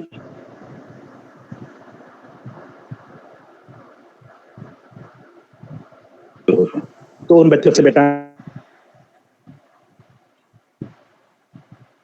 उन्हें नमस्ते करना सिखा दिया, जिनकी IQ लेवल 0 है, 2 है, नमस्ते करना सीख गए, शालीनता सीख गए, सौम्यता सीख गए, अच्छाई सीख गए, तो ये आपकी बहुत बहुत बहुत बड़ी सफलता है। इसको शायद बड़े लोग नहीं समझ पाएंगे, पर मैं आपसे निवेदन कर सकता हूँ कि अगर एक बच्चे को समाज में जीने लायक आपने बना दिया तो वो बच्चा आपका ताउम्र शुक्रगुजार रहेगा। वो समाज भी आपका शुक्रगुजार रहेगा कि जिस बच्चे पर लोग आगे चलकर ढेला पत्थर फेंकते, गाली देते, कीचड़ फेंकते, उसको उकसाते गंदे वचनों के लिए, बात के लिए, उस बच्चे को आपने इतना नहाना धोना सिखा दिया, हाथ जोड़ना सिखा दिया, दूसरे का सम्मान करना सिखा दिया, एक गिलास पानी लाना सिखा दिया। काका का गाय ABCD और 1 2 3 4 तो कभी भी सीख लेगा वो, इसके लिए बहुत परेशान मत होइए, लेकिन उसको इतना सिखाइए कि वो समाज में जिंदगी। शिक्षा का उद्देश्य है जीवन को सरल, सुगम और सरस बनाना। शिक्षा का उद्देश्य कतई ये नहीं है कि बच्चे के बौद्धिक विकास की पराकाष्ठा को पार करना। और अच्छा बौद्धिक विकास अगर है तो साथ साथ अन्य विकास भी हो। बेहतर है कि आप उसका IQ विकास करिए, बहुत अच्छी बात है, लेकिन उसके साथ साथ बच्चे के हर समन्वित विकास में सामंजस्य बनाए रखिए ताकि बच्चा देश के लिए अच्छा बन सके, बेहतर बन सके। पर एक लगाव रखिए बच्चे से। लगाव जब आप रखेंगे तो बच्चा आपके साथ मस्त रहेगा। जैसे साथियों, हम अपने घर के 2 बच्चे हमारे बीच में हैं, हम उनके साथ लगाव रखते हैं। और अभी कोरोना में आपके बच्चे मान लीजिए कोई बाहर पढ़ रहा है या कोई बाहर रह रहा है, तो आपका मन लगा है, रोज सुबह शाम बात करते हैं कि बेटा राशन है, पानी है, खाना है, सब्जी मिले, दूध मिल रहा है, कोई दिक्कत तो नहीं है। पर क्या साथियों, इन 3 महीनों में आपको कभी उन बच्चों की याद आई जिस स्कूल में आपकी नियुक्ति है? अगर नहीं आई तो अभी हम शिक्षक नहीं हैं, और अगर आई तो मैं आपको पैर छूकर आपका प्रणाम करता हूं और आपको धन्यवाद देता हूं।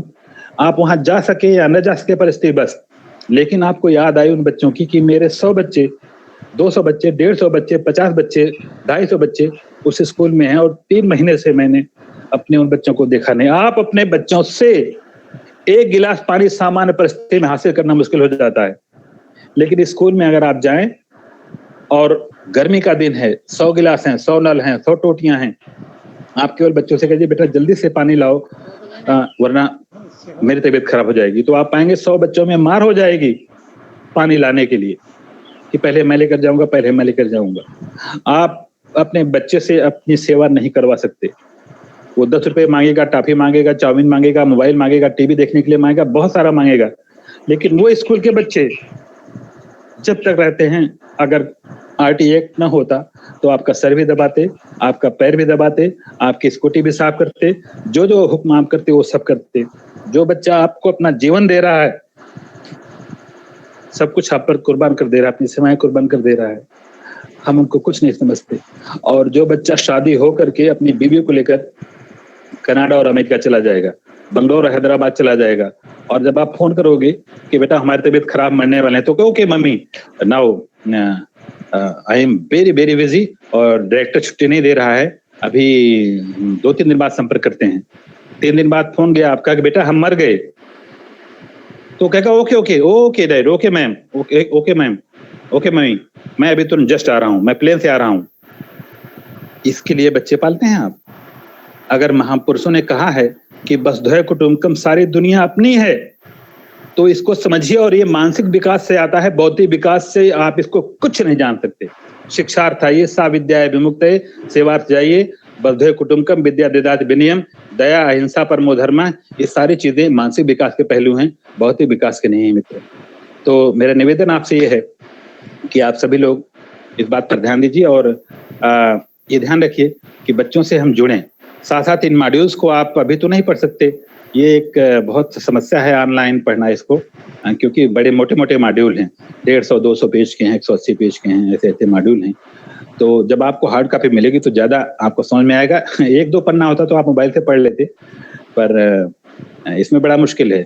लैपटॉप वगैरह में धीरे धीरे पढ़ करके हो सकता है आप पढ़ने, लेकिन फिर भी एक कठिन काम है। हार्ड कॉपी आपको मिलेगी जल्दी ही।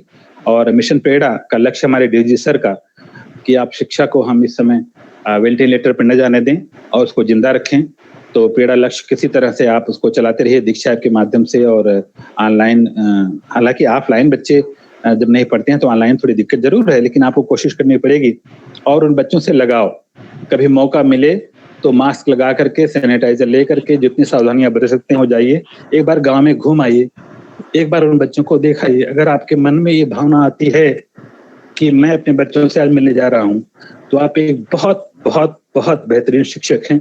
आपको अच्छा शिक्षक बनने से दुनिया की कोई ताकत रोक नहीं सकती। ये पैमाना है अच्छाई का, मानसिक विकास का, एक अच्छे शिक्षक होने का।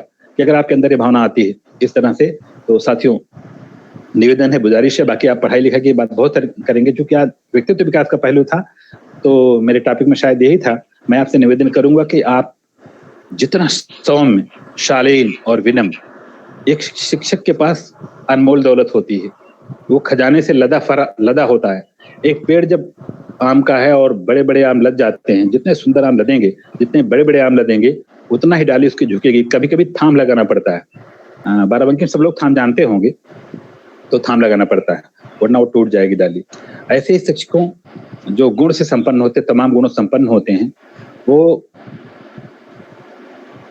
शिक्षक के वो गुण जितने भी उनमें संपन्न होते हैं, वो बहुत ही उसको नम्र और शालीन और सौम्य बना देते हैं। तो मेरी आप सभी से प्रार्थना है कि गांव के लोगों से, दुष्टों से, बच्चों से, अच्छे लोगों से जितना शालीन, सौम्य और विनम्र व्यवहार करेंगे, समाज आपको सराखों पर उठाएगा। आप कट्टा और बंदूक लेकर चलेंगे तो सामने दंडवत करेगा, पीठ पीछे 100 गाली देगा। वो समाज का विकास नहीं है। वो कायर है जो बंदूक लेकर चलता है, वो डरपोक है। और अगर आप निहत्थे चलते हो तो आप निडर हो, आप बोल्ड हो, आप बहुत बड़े। महात्मा गांधी को एक बार अंग्रेजों ने उनके सीने पर तोप लगा दिया, तो जो आर्मी का कैप्टन था उसने कहा फायर। तो जो तोपची था वो खड़ा था, महात्मा गांधी उसी की आंख में देख रहे थे। फिर उसने कहा फायर, महात्मा गांधी उसको देख रहे थे, मुस्कुरा रहे थे। तो सोच रहा था कि अरे ये क्या है, इसको मारने पर क्या होगा, मेरा क्या होगा। ये आदमी हंस रहा है, मुस्कुरा रहा है, और तोप इसके सीने में बंधी हुई है, हिल भी नहीं सकता, केवल मुस्कुरा रहा है। आत्मबल इतना ज्यादा था उनमें। शिक्षक का फर्ज ये है कि हर बच्चे के आत्मबल का विकास करे कि बेटा तुम भी कुछ जान सकते हो, तुम भी नमस्ते कर सकते हो, तुम भी लाइन में खड़े हो। अगर एक कक्षा 1 से 8 तक 8 वर्षों में हमने बच्चे को लाइन लगाना भी नहीं सिखाया, रोज लगवाना पड़ता है, तो मित्रों बुरा मत मानिएगा, मैं क्षमा चाहता हूँ, ये हमारी विफलता है। और अगर विफलता किस लिए आती है कि आप समय से पहुंचिए या टाइम से पहुंचिए या उस समय पहुंचिए। जब आप 2 मिनट देर से पहुंचेंगे, घंटी लगवाई, फटाफट आपने की प्रार्थना, लेट हो रहा, प्रार्थना लगाओ चलो। तो आप 2-3 शिक्षक हैं, तो उसी समय सब आए, कोई 1 मिनट लेट, कोई 2 मिनट, कोई 2 मिनट पहले आ गए। कोई हाथ में ले रहा है, कोई मोबाइल बात कर रहा है कि आपका मोबाइल बहुत अच्छा है, सच कल आपके यहाँ शादी थी, पनीर सब्जी बनी थी, कैसे बनी थी, उस दोस्त के यहाँ शादी थी, आप वहां गए थे, क्या हुआ था, क्या नहीं हुआ था। तो बच्चे उधर धक्का मुक्की कर रहे हैं, एक दूसरे को गिरा रहे हैं। बच्चों का काम खेलना है, वो कहीं भी खेलेंगे, वो सोते में खेलते हैं, वो खाते में खेलते हैं, वो लाइन में खेलते हैं, वो क्लास में खेलते हैं, उनका स्वभाव है। शिक्षक का ये दायित्व बनता है कि बच्चे को हर जगह परिमार्जित करे, हर जगह संशोधित करे, जो अच्छा है वो उनके लिए करे। क्योंकि जो खराब चीज होती है वो मन को अच्छी लगती है। हर आदमी को खराब चीज अच्छी लगती है। झूठ बोलना, चोरी करना, बेईमानी करना सामान्यतया औसतन हर सबको अच्छा लगता है, लेकिन सत्य बोलना हमेशा वो एक कठिन काम है। हमेशा खान पान को नियंत्रित करना एक कठिन काम है। बाजार में कुछ मत खाना एक कठिन काम है। रोज पढ़ना एक कठिन। आज मैं आपको निवेदन करता हूं कि कोई भी बच्चा, इवन मेरा बच्चा भी पढ़ना नहीं चाहता है। तो स्कूल में है, वो भी वास्तव में नहीं, उनकी पढ़ने की इच्छा नहीं, तो ऐसे बच्चों के साथ पढ़ना, आप उनके साथ खेलिए, मस्ती मारिए और टहलिए, उसका भ्रमण करिए, आसपास में चारों ओर घुमाइए, कोई पेड़ है, वो पाला हुआ है, तालाब है, यहाँ क्या दिख रहा है, खिड़की से खड़े हो जाओ, उधर देखो कौन कौन सी बस दिख रही है, लिखना जानते हो तो लिखो, बोलना जानते हो देखकर बताओ कि कौन कौन चीज दिख रही है। पहले उनसे आप सुनिए और बोलिए, पढ़िए और लिखिए, और कुछ अंकीय ज्ञान और संख्या पूर्व अवधारणा पर बातचीत करिए। तब तक बात करते रहिए जब तक इसमें इतना हर बच्चे को सिखाया जा सकता है। आगे की पढ़ाई उसके IQ पर निर्भर है। हम हर आदमी को स्कूटर मैकेनिक नहीं बना सकते, हर आदमी को IAS नहीं बना सकते, हर आदमी को MBBS नहीं बना सकते, लेकिन हर आदमी को अच्छा बना सकते हैं। ये शिक्षा का संकल्प है, और ये पक्का है कि हर बच्चे को हम बेहतर अच्छा बना सकते हैं, समाज में जीने लायक बना सकते हैं। समाज का एक आदर्श नागरिक माने बौद्धिकता नहीं होती। आदर्श नागरिक माने समाज के, देश के विकास के वो गुण जिससे वो अपना बढ़कर आगे चलकर समाज के विकास में, देश के विकास में अपना योगदान कर सके जहां तक संभव है। अगर 1 किलो सब्जी समाज को दे रहा है, ये भी उसका योगदान है। अगर 1 किलो अनाज दे रहा है, तो ये भी उसका योगदान है। आप खाना बना के खिला रहे हैं, ये भी बहुत बड़ा योगदान है आज के समय में। तो मेरा निवेदन आपसे साथियों ये है कि इस बौद्धिक विस्फोट के समय में बौद्धिक विकास के साथ साथ आप अन्य विकास के पहलुओं पर ध्यान दीजिए, और बहुत कोशिश ये करिए कि बच्चे आपके साथ मस्त रहें। 5 साल बाद जब छोड़ें तो स्कूल रोते हुए छोड़ें कि बहन जी, गुरु जी, हमारा यहाँ से जाने का मन नहीं कर रहा है। ये आपकी सफलता है आप उन बच्चों को जब रात में 12 बजे फोन करेंगे कि बेटा मेरे यहाँ 5 बच्चे आ जाओ, आज शादी है, ये उसके जीवन की सबसे बड़ी खुशी होगी। वो ये सोचेगा कि आज मेरी मैडम ने, मेरे सर जी ने मुझे बुलाया है। चलो रात के 11-12 बज रहे हैं तब भी हम चलेंगे मैडम के यहाँ, सर के यहाँ। और आप जब बच्चा वहां पहुंच जाएगा शाम को या रात में, तो जो भी आप काम कह देंगे उस शादी में या उस उत्सव में, वो बराबर उसको करता रहेगा। वहां से एक गिलास पानी पीना भी हराम समझेगा जब तक आप उसे नहीं कहेंगे बेटा पानी पी लो, खाना खा लो। लेकिन आपका बच्चा हो सकता है, मैंने कहा सारे बच्चे ऐसे हैं, पर आपका बच्चा हो सकता है दोस्तों के साथ ऐश कर रहा हो, टहल रहा हो, खा रहा हो, पी रहा हो, आप उसे बुला रहे हैं, ढूंढ रहे हैं, फोन पर लगा हुआ है, कुछ और कर रहा हो, वगैरह वगैरह। बहुत सारी अच्छाई हो सकती है, बुराई हो सकती है, लेकिन ये बच्चे, इनमें केवल अच्छाई हो सकती है। इस परिस्थिति को हमेशा ध्यान रखिए कि समाज के वो बच्चे हैं जो आप पर कुर्बान होने को तैयार हैं। आपका बच्चा आप पर कुर्बान हो या न हो मैं नहीं जानता, लेकिन ये जानता हूं कि अगर स्कूल के बच्चों पर आपने ध्यान दे दिया, उनकी शिक्षा पर, उनके व्यक्तित्व पर, उनकी अच्छाइयों पर, तो जीवन भर वो बच्चा आप पर कुर्बान रहेगा। इसी कोशिश के साथ कि आप उन बच्चों को बेहतर बनाने के लिए अपना पूरा तहे दिल से, पूरे लगाव रख करके, पूरा प्रेम रख करके, लगाव में सीखना होता है। जब लगाव नहीं रहेगा तो सीखना संभव नहीं होता है। जहां पर लगाव है वहीं बच्चा सीख सकता है। जहां तो उनके साथ दोस्ती करिए, खेलिए, मस्ती करिए, टहलिए। शिक्षण करना कोई कठिन काम नहीं है। उनके साथ जितना मस्ती करेंगे बच्चे सीखने के लिए आपके साथ उतना ही तैयार होंगे। आप सभी एक बेहतरीन शिक्षक हैं। मेरी आपके साथ सभी की बहुत बहुत शुभकामनाएं। क्योंकि समय शायद मेरा 10-15 मिनट का ही था, तो पुनः ये भाई बहनों को बहुत बहुत धन्यवाद। कमलेश जी, जय हिंद जी को भी बहुत बहुत धन्यवाद इस ग्रुप को ऑर्गेनाइज करने के लिए। वेबिनार फिर समय मिलेगा तो फिर सर बहुत बहुत धन्यवाद आपका। सर दरअसल मैम जो है, सपना मैम जो है अवेलेबल नहीं हो पा रही हैं, वो सीतापुर डाइट पे हैं। ओके। वहां से तो आप थोड़ी देर और कंटिन्यू रखिए सर, जब तक वो आ नहीं जा रही तो कहिए तो उनका टॉपिक चलाऊं या जैसा आप कहिए। जैसा सर आप उनका टॉपिक चला। मैं साथियों से चाह रहा था कि हाँ, मैं सोच रहा हूँ उतना न जुड़ पाया तो उनका टॉपिक अधूरा नहीं रह जाए। ठीक है। हाँ, तो कमलेश जी या जय हिंद जी बताएं मुझे कि उनका टॉपिक क्या था आज। सर उनका टॉपिक था तीनों मॉड्यूलों में अंतर सह संबंध क्या है। अच्छा, ओके। ये मैं चर्चा करता हूँ, पर इसी बीच में सभी साथियों से ये 2 मिनट चाहूंगा कि क्या कोई क्वेश्चन है आपके दिल दिमाग में। स्वागत है आपका। नहीं सर, आपने इतना अच्छा बताया सर, कोई भी क्वेश्चन नहीं आया। क्वेश्चन कहीं से नहीं है सर, आपने इतना अच्छे से एक्सप्लेन किया, सब भाव विभोर होकर सुन रहे थे आपको। कहीं से कोई क्वेश्चन नहीं है सर, आप कंटिन्यू रखिए सर, प्लीज सर। चलिए, बहुत बहुत धन्यवाद साथियों। हमारे बीच में 3 मॉड्यूल हैं। जो पहला मॉड्यूल है, इसको आप चाहे कलम ले लें तो अच्छा रहेगा, अदरवाइज आपकी इच्छा। पहला मॉड्यूल हमारा आधारशिला है,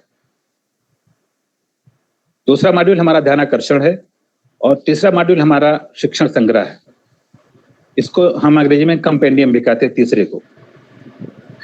तो आधारशिला और ध्यानाकर्षण और शिक्षण संग्रह, ये तीनों मॉड्यूल में एक बहुत बड़ा सामंजस्य ये है कि तीनों मॉड्यूल शिक्षा पर हैं। इससे बड़ा सामंजस्य और क्या हो सकता है कि तीनों मॉड्यूल कक्षा 1 से 8 तक इंगित करते हैं बच्चे को अच्छा बनाने के लिए और शिक्षक को ऑलराउंडर बनाने के लिए।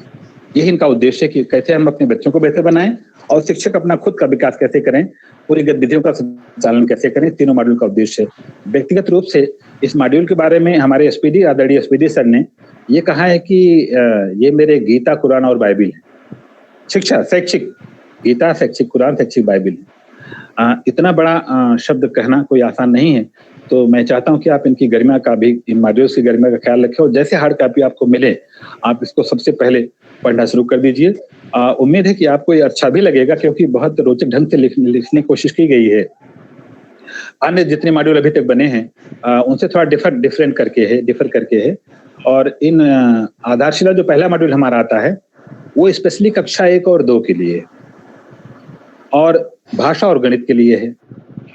हालांकि अभी कुछ साथियों ने कक्षा 3 को भी इसमें जोड़ दिया है, तो आप जोड़ना चाहें तो जोड़ सकते हैं। कक्षा 1, 2, 3 कर सकते हैं और विषय इसमें केवल भाषा और गणित है।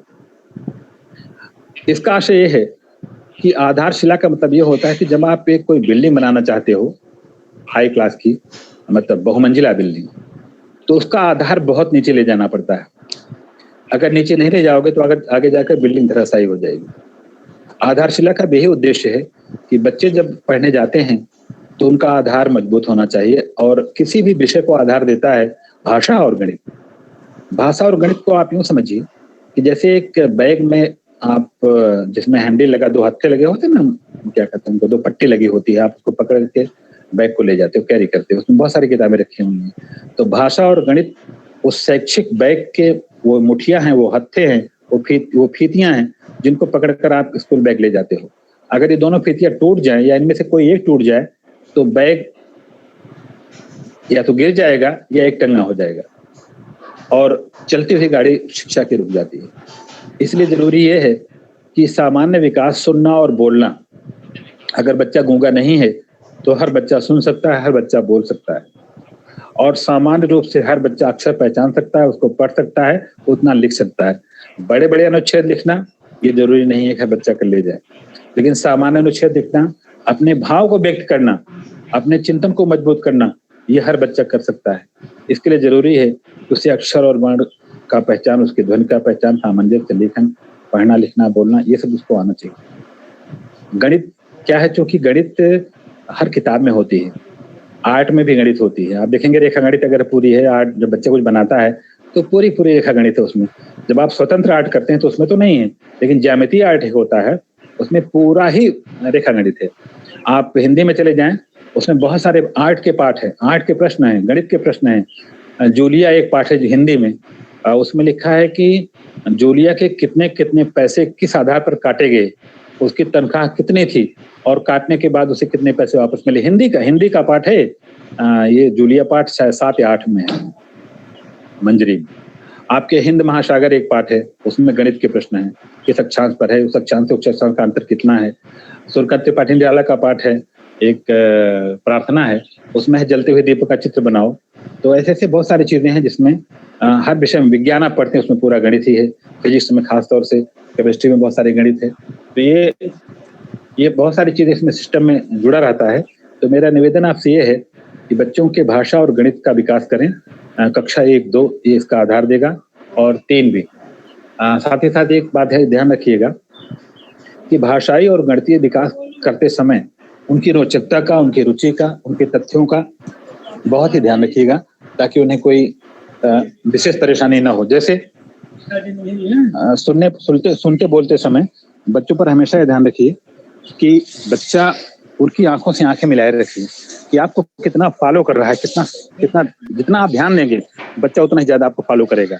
और जितना वो समझेगा कि नहीं गुरुजी मोबाइल में व्यस्त हैं, मैं एक मिसाल दे रहा हूँ 1-2% का, गुरुजी अपने काम में व्यस्त हैं, गुरुजी कुछ और सोच रहे हैं, किताब निकालो पढ़ो, तो बच्चे सर बेवकूफ नहीं होते, बच्चे हमको बेवकूफ बना सकते हैं। और कैसे बनाते हैं मैं आपको मिसाल देता हूँ कि जैसे एक बच्चे ने, जब वो उब गया कि गुरुजी मोबाइल में व्यस्त हैं या कुछ लिख रहे हैं या कुछ और काम कर रहे हैं या कुछ सोच रहे हैं, हमको काम दे दिया कक्षा तक गिनती लिखो, 10 तक गिनती लिखो, वर्णमाला लिखो, ABCD लिखो या कुछ और करो, तो 2 मिनट बाद एक बच्चा खड़ा होगा, वो 1 उंगली या 2 उंगली दिखाएगा। चूंकि मैं वीडियो पर नहीं हूँ इसलिए बहुत सारी चीजें आपसे शेयर नहीं हो पा रही हैं, पर वो 1 उंगली 2 उंगली दिखाता है।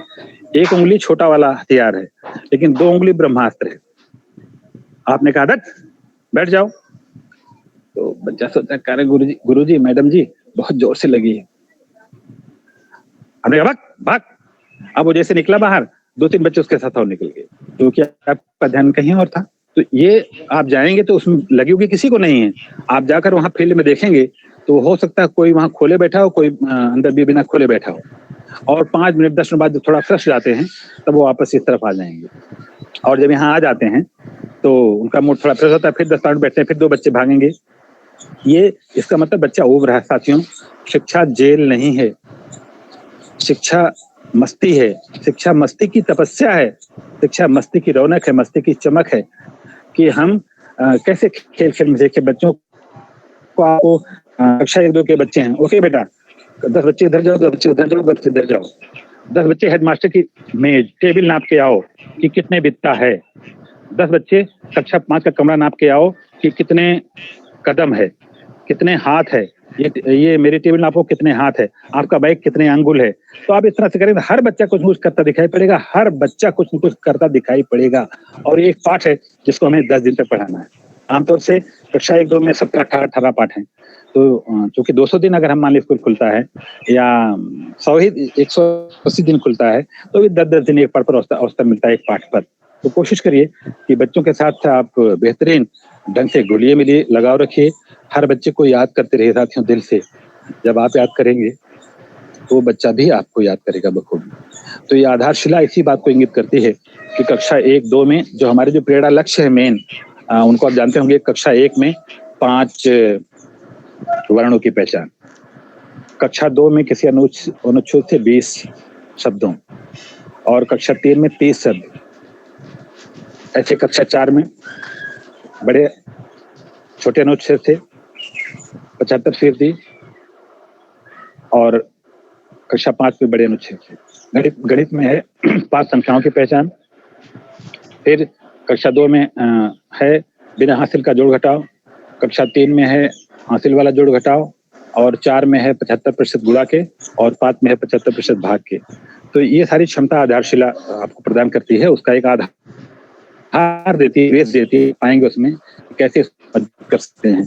तो कोशिश करिए कि आप आधारशिला के माध्यम से कक्षा 1, 2, 3 को बेहद मजबूत करिए। मेरा निवेदन है अगर कक्षा 1 और 2 में स्कूल के सभी साथियों ने मेहनत किया, हर शिक्षक का ये फर्ज बनता है कक्षा 1-2 में जाए, ताकि वो बच्चे आपसे परिचित हो सके, घुल मिल सके, जान सके। और आप एक लक्ष्य लेकर क्लास में बिना लक्ष्य अगर आप गए, सपोज करिए मैं एक वाले बहुत हल्ला कर रहे हैं, मैं क्लास में चला गया, ए बच्चों क्यों हल्ला कर रहे हो, चलो सब लोग अपना कॉपी कलम निकालो, पेंसिल निकालो और 1 से 100 तक गिनती लिखो, 2 से 5 तक पढ़ा लिखो, क ख ग घ लिखो, ABCD लिखो, ABCD लिखो। तो बच्चा लक्ष्यहीन है, आप भी लक्ष्यहीन है, बच्चा भी लक्ष्यहीन है। आप लक्ष्य लेकर जाइए कि आज मैं 10 मिनट में एक लाइन खींचकर लाइन खींचना सिखाऊंगा, गोली बनाना सिखाऊंगा, नमस्ते करना सिखाऊंगा, का बनाना सिखाऊंगा, एक बनाना सिखाऊंगा, इस पर चर्चा करूंगा। बच्चों को मस्त रखूंगा खेल खेल में, उनको गिनती बनाना, समूह बनाना, 2-2 का, 3-3 का, 1-1 का, छोटा बड़ा का ज्ञान, आगे पीछे का ज्ञान, खड़े हो जाओ, बैठ जाओ, किताब खोलो, कॉपी खोलो, दाएं हटो, पीछे हटो, आगे एक्शन, दिशा निर्देशों का ज्ञान। ये जिस लक्ष्य को आप लेकर जाएंगे, अगर लक्ष्य लेकर जाएंगे आप तो निश्चित रूप से सफलता मिलेगी। लक्ष्यहीन जाएंगे तो हम बच्चों को 5 साल केवल एंगेज के रहेंगे और बहुत ज्यादा काम नहीं। तो मेरा आशय है किताब वास्तव में शिक्षक के लिए होती ही नहीं, किताब तो बच्चों के लिए होती है, पर शिक्षक के लिए एक आधार देती है वो कि आपको ये उसमें जो सवाल है जो अपने आ सकते हैं, जमा नहीं दे सकते हैं, मुझे देने में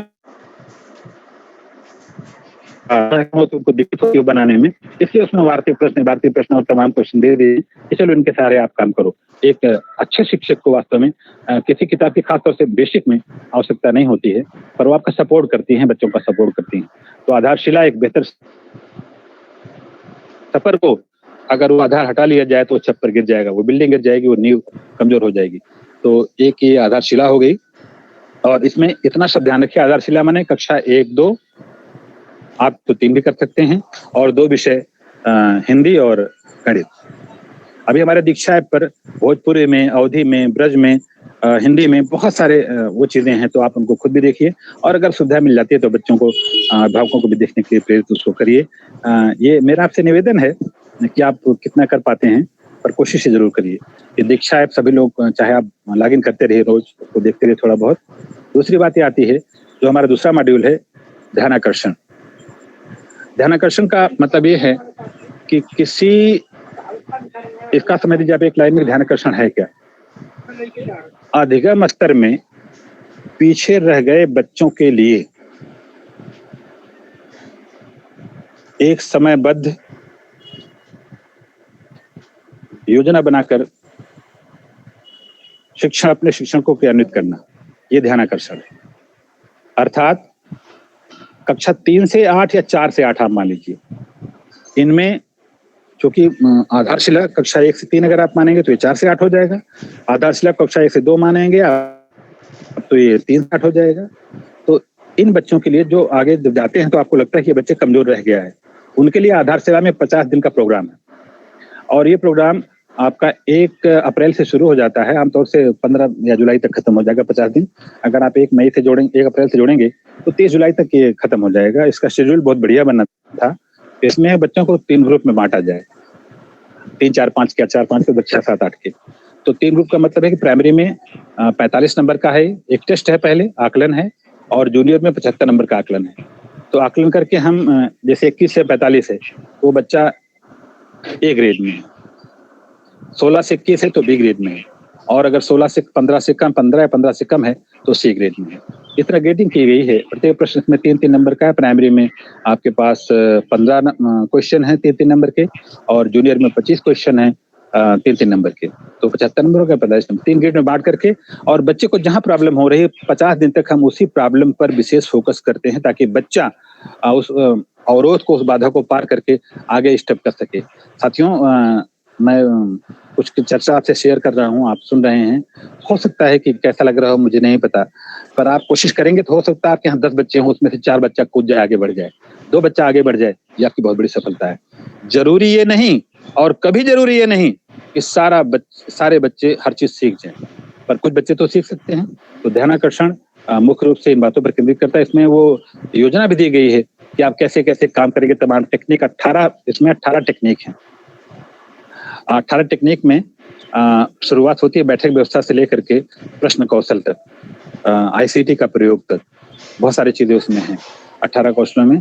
तो 18 आप देखिए कौन सा बच्चा किस कौशल से, किस तकनीक से सीख सकता है, ये निर्भर करता है कौन सा समूह या कौन सा बच्चा या कौन सा छोटा ग्रुप या बड़ा ग्रुप, उसके लिए कौन सी तकनीक। बहुत विद्वान बच्चा मोबाइल चलाना जानता है, टक टक टक टक, तो आईसीटी का प्रयोग से सीख सकता है। मैं एक उदाहरण दे रहा हूँ। कोई बच्चा बहुत बोलता है तो प्रश्न के माध्यम से सीख सकता है। कोई बच्चा बहुत खेलता है तो किसी विशेष रुचि के क्लब के माध्यम से सीख सकता है। कोई बच्चा चुपचाप रहता है तो तमाम वो मूक अभिनय के माध्यम से बहुत सारा सीख सकता है। ऐसे विशेष बच्चों के लिए उसमें 18 तकनीक दी गई है, और 18 तकनीकों को आप देखेंगे तो आप पाएंगे उसमें कोई चर्चा आगे समय मिलेगा तो उस पर चर्चा किया जाएगा कि वो तकनीक क्या क्या चीजें हैं। पर ध्यानाकर्षण का सिर्फ इतना उद्देश्य है कि अधिकतम स्तर में पीछे रह गए बच्चे को शिक्षक अपना सपोर्ट दे करके 50 दिन में उसे आगे उस स्तर तक ले जाए जहां उसे पहुंचना चाहिए था। ये उसका ध्यानाकर्षण का उद्देश्य है। ऐसी कक्षाएं आप पीछे चला चुके हैं और आप चलाते हैं, ऐसा नहीं है, पर एक नाम रखा गया उसका ध्यानाकर्षण, और ये सारे नाम एसपीडी सर की देखरेख में नहीं रखा है। एक बहुत बड़ी चीज है कि लोगों ने कोशिश किया, मेहनत किया है, पर ये इसकी मेहनत तभी सफल होगी जब बच्चे हमारे अच्छे बन जाएंगे या उस अच्छाई की तरफ बढ़ेंगे या विकास की तरफ बढ़ेंगे। जो हमारा तीसरा मॉड्यूल था ध्यानाकर्षण में, मुझे विशेष रूप से सामंजस्य यही है। और जो तीसरा मॉड्यूल है वो आधारशिला को, जिसका नाम शिक्षण संग्रह है, वो आधारशिला को और ध्यानाकर्षण इन दोनों को सपोर्ट करता है। और यही शिक्षण संग्रह बच्चों को भी और शिक्षक को भी सपोर्ट करता है कि शिक्षक अपने आप को रिच कैसे करें आधारशिला के लिए, ध्यानाकर्षण के लिए, और पूरे स्कूली सिस्टम के लिए, पूरे शैक्षिक जगत के लिए अपने आप को इनरिच कैसे करें।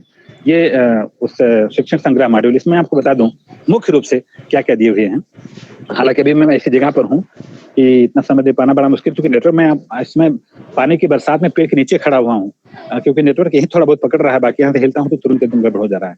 तो जो शिक्षण संग्रह कंपेंडियम मॉड्यूल है, इसका मतलब कंपेंडियम मतलब होता है साथियों, जैसे आप ये समझ जाइए, जो ईएम वाले शब्द हैं, ईएम वाले शब्द जैसे स्टेडियम माने खेल के सामानों का संग्रह, जिम्नेजियम वहां भी कुछ सामानों का संग्रह होता है, आपका एम्पोरियम वहां भी सामानों का संग्रह होता है। ऐसे बहुत सारे जो शब्द हैं आप पाएंगे कि बहुत सारे ईएम वाले शब्द हैं। वैसे ये कंपेंडियम है तो इसमें बहुत सारी चीजों का संग्रह किया गया है। क्या क्या संग्रह है मैं आपको बताता हूँ कि एक तो शिक्षा क्या है, उसकी उपयोगिता इस बिंदु पर काफी समय। दूसरी बात, शिक्षक कक्षा में कैसे जाए, क्या करे और क्या न करे, यहाँ से शुरू होता है कंपेंडियम। और प्रार्थना से लेकर के सुबह से लेकर सायंकालीन गतिविधियों, एमडीएम तक, पुस्तकालय तक, खेल तक, ईमेल एड्रेस तक, अच्छी किताबों के नाम तक, तमाम अधिकारियों का सामंजस्य, उनके फोन नंबर, मोबाइल नंबर, और विभिन्न विभागों का आपस में सामंजस्य। शिक्षा विभाग में कौन कौन विभाग कोऑर्डिनेट करते हैं, जैसे बिजली विभाग कोऑर्डिनेट करता है, स्वास्थ्य विभाग कोऑर्डिनेट करता है आपको, और कभी कभी अन्य विभाग भी कोऑर्डिनेट करते हैं, सिंचाई विभाग भी कभी कभी कोऑर्डिनेट करता है, तो बहुत सारे विभाग आपको कोऑर्डिनेट करते हैं, हमें कोऑर्डिनेट करते हैं। तो उन सब के पते, ईमेल नंबर आप उसमें दे पाएंगे। और प्रार्थनाएं पहले ऐसा होता था कि एक लेटर हमारे पास आया था कि हम 6 दिन में, विभिन्न दिनों में ये प्रार्थना करेंगे, जैसे सोमवार को ये, मंगलवार को ये। अभी उसमें 25-30 प्रार्थना दी है शिक्षण संग्रह में, और कोई शर्त नहीं है, आपको जो प्रार्थना पसंद हो, जब चाहे तब आप उसे करवा सकते हैं, कोई कंडीशन नहीं लगाई गई। लाइब्रेरी है उसका उपयोग करिए, पुस्तकालय है उसका उपयोग करिए, विज्ञान का प्रयोगशाला है उसका उपयोग करिए, और कैसे कैसे उसको आप एनरिच करेंगे ये भी दिया उसमें संसाधन की, बिना बहुत कम कीमत से आप अपनी प्रयोगशाला कैसे डेवलप कर सकते हैं, बना सकते हैं आसानी के साथ में। ऐसे खेल का सामान, तो जो ये सब जो आया है अभी आपके पास, खेल का सामान, पुस्तकालय का पैसा वैसा, ये सब उसी के तहत आया है। इसके बनने के साथ ही रिलीज हुआ है। ये मॉड्यूल तो ही बनना शुरू हो जब आपका पिछले साल पहला पैसा आया था खेल का सामान और पुस्तकालय के लिए। तो बहुत सारी शिक्षण योजना, हम कक्षा में जाते हैं तो पाठ योजना के साथ जाते हैं, या नहीं जाते हैं, या दिमाग में पाठ योजना होती है, शिक्षक डायरी। मेरा इस पर कोई प्रश्न चिन्ह नहीं है कि आप कैसे मेंटेन करते हो कि नहीं करते हो, वो सब जैसा भी आप करते हो तो ठीक है, लेकिन इतना आपसे जरूर निवेदन करूंगा, जब आप किसी कक्षा में जाएं तो आपके दिमाग में एक योजना होनी चाहिए। अगर वो कागज पर 2 बिंदुओं में हो, नहीं याद होती है तो कागज पर हो, तो कागज पर रहेगा तो उसका लाभ और लोग भी उठा सकते हैं। 2 लाइन में कैसे बनती है उस शिक्षण योजना के बारे में दिया गया है, आप उसको किताब में देखिएगा, बहुत शार्ट में है, 1 पेज तो बहुत ज्यादा है, आधे पेज में शिक्षण योजना बन जाती है, आधे पेज में, और कहीं कुछ नहीं करना है। बहुत सिंपली आप उसके साथ साथ आकलन कैसे करते जाएंगे, कैसे जानते जाएंगे कि बच्चा हमारा सीख रहा है कि नहीं सीख रहा है, उसके सीखने की दिशा और दशा कैसी है, उसकी गति कितनी है, पेस ऑफ लर्निंग कैसी है उसकी, ये सब सारी चीजें, सारे पॉइंट उसमें दिए हुए हैं। तो शिक्षण संग्रह प्रार्थना सभा से लेकर, प्रार्थना सभा में जब बच्चे खड़े होते तो भी मैंने कहा धक्का मुक्की की बात, लेकिन अगर आप वहां पहले पहुंच जाएं, घंटी लगते ही पहुंच जाएं, तो यकीन माने साथियों कि 8 साल में नहीं 8 दिन में बच्चे लाइन लगाना सीख जाएंगे। और अगर आप वहां समय से पहले नहीं पहुंचेंगे तो धक्का मुक्की 8 नहीं 10 वर्ष तक होती रहेगी। तो प्रार्थना में क्या क्या हो कि प्रार्थना में अगर हम करते हैं तो जो भी प्रार्थना कर रहे हैं बच्चों को उसका अर्थ पता हो। अगर अर्थ पता होगा तो बेहतर भाव के साथ, बेहतर मानसिक विकास के साथ, बेहतर नैतिक विकास के साथ, पूरी श्रद्धा और विश्वास के साथ उस प्रार्थना को कर पाएंगे। मैं आपसे कहूँ एक बहुत बढ़िया प्रार्थना है, इंग चोंग को नोरी से। आपके अंदर कोई भाव उपजा कुछ, क्योंकि आपको जब भाव नहीं पता है तो स्वर लहरी से और धुन से आप उसको नहीं भाव पकड़ सकते। तो बच्चों को प्रार्थना का भाव थोड़ा बहुत पता हो कि इसमें हमें ईश्वर के प्रति या प्रकृति के प्रति या ऊपर वाले के प्रति या फरिश्तों के प्रति या देवताओं के प्रति या भगवान के प्रति, या अपना नास्तिक हैं तो प्रकृति के प्रति कुदरती तौर पर एक आस्था विश्वास कैसा हमें होना चाहिए, जिसने हमको ये सब दिया है। हवा उसी की देन है, धूप उसी की देन है, जमीन उसी की देन है, पेड़ पर्वत पहाड़ नदी उसी की देन है, आबो हवा उसी की देन है। तो हमें हमेशा उस कुदरत का, उस प्रकृति का ऐसा संबंध होना चाहिए और कभी उसे बिगाड़ने की कोशिश नहीं, गंदा करने की या बिगाड़ने की कोशिश नहीं। अगर आपको किसी ने कपड़ा दिया है तो आप उसे गंदा करने, कोई गंदा हो जाता तो साफ कर लेते हो। तो जो आपके पास प्राकृतिक आपकी अपनी चीजें हैं उन्हें जब आप साफ करते हो, मेंटेन करते हो, तो हमें प्रकृति को भी मेंटेन रखना चाहिए। ये हमारा सबका फर्ज है और बच्चों तक भी ये धारणा पहुंचनी चाहिए कि बेटा हर चीज को मेंटेन करना चाहिए, आप उसको कोशिश करो। प्रार्थना में आपने भाव बता दिया, उसके बाद राष्ट्रगान 52 सेकंड से 56 सेकंड तक आपने राष्ट्रगान किया। राष्ट्रगान में आपने कहा जो अब बच्चा सावधान हो रहा है, विश्राम जैसा भी हो पाता हो, क्योंकि विश्राम सावधान एक भाव है, वो देशभक्ति का जज्बा है, वो प्रेम का जज्बा है, वो समाज से देश के प्रति एहसान है, श्रद्धा है, भाव है, विश्वास है। और उसमें जब आप उनको जनगणमन का थोड़ा अर्थ पता रहेगा, भाव पता रहेगा, तो बेहतर ढंग से कर पाएंगे एक साथ। चूंकि बच्चे बहुत छोटे होते हैं तो कक्षा 1 के बच्चे अलग लाइन जाती है, 2 की अलग जाती है, 3, 4, 5 की अलग, कभी ऐसा हो जाता है। लेकिन आपके प्रयास से, कोशिश से, अभ्यास से ये भी बहुत सही हो जाएगा। और बच्चे राष्ट्रगान के समय अगर उन्हें पता है कि राष्ट्रगान में वास्तव में शरीर का कोई अंग, यहाँ तक कि पलक झपकाने की भी मनाही है, लेकिन हमारे बच्चे भी बहुत छोटे हैं तो पलक तो झपकाना बंद नहीं करेंगे, लेकिन अन्य चीजें कोशिश करिए कि वो पलक झपकाना धीरे धीरे करके संयमित करें और शरीर का कोई अंग हिले नहीं।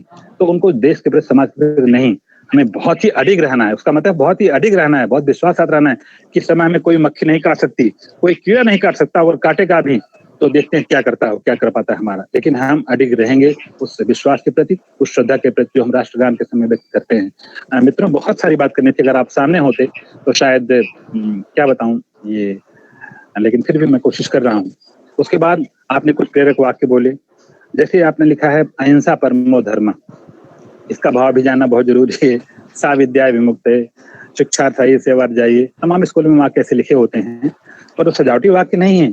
हर एक वाक्य अपने अपने जीवन का अध्याय है, ये भी आपको शिक्षण संग्रह में मिलेगा। इस पर चर्चा भी, मैं सा विद्या विमुक्त पर चर्चा करूं तो साथियों घंटों लग जाएंगे, और समय भी चूंकि बहुत तेज भाग रहा है, मेरे ख्याल से 5 साढ़े 5 होने वाले हैं। तो निवेदन आपसे ये है कि शिक्षण संग्रह को कोशिश करिएगा कि आज के शिक्षण योजना और इसमें जो सामग्री, ये खजाना है, शिक्षण संग्रह एक खजाना है जिसमें शिक्षक अपने आप को मजबूत, बलवान और जबरदस्त प्रभावी कैसे बनाए, स्व विकास कैसे करे, अपने व्यक्तित्व का विकास कैसे करे, बच्चों का विकास कैसे करे, उनके व्यक्तित्व का विकास कैसे करे, उससे संबंधित सारे पहलू, यहाँ तक कि अखबार की कटिंग, अखबार प्रार्थना के समय अगर 18 मिनट की प्रार्थना है तो उसमें टाइम टेबल दिया हुआ है कि 5 मिनट प्रार्थना पर, 1 मिनट राष्ट्रगान पर, 2 मिनट प्रेरक वाक्य पर, 4 मिनट किसी प्रेरक प्रसंग पर, 2 मिनट आज के समाचार पत्रों पर, 5 मिनट योग व्यायाम और पीटी और आसन पर, इस तरह से। तो पूरा टाइम टेबल दिया हुआ, तो आप उसको फॉलो करने की कोशिश करिएगा।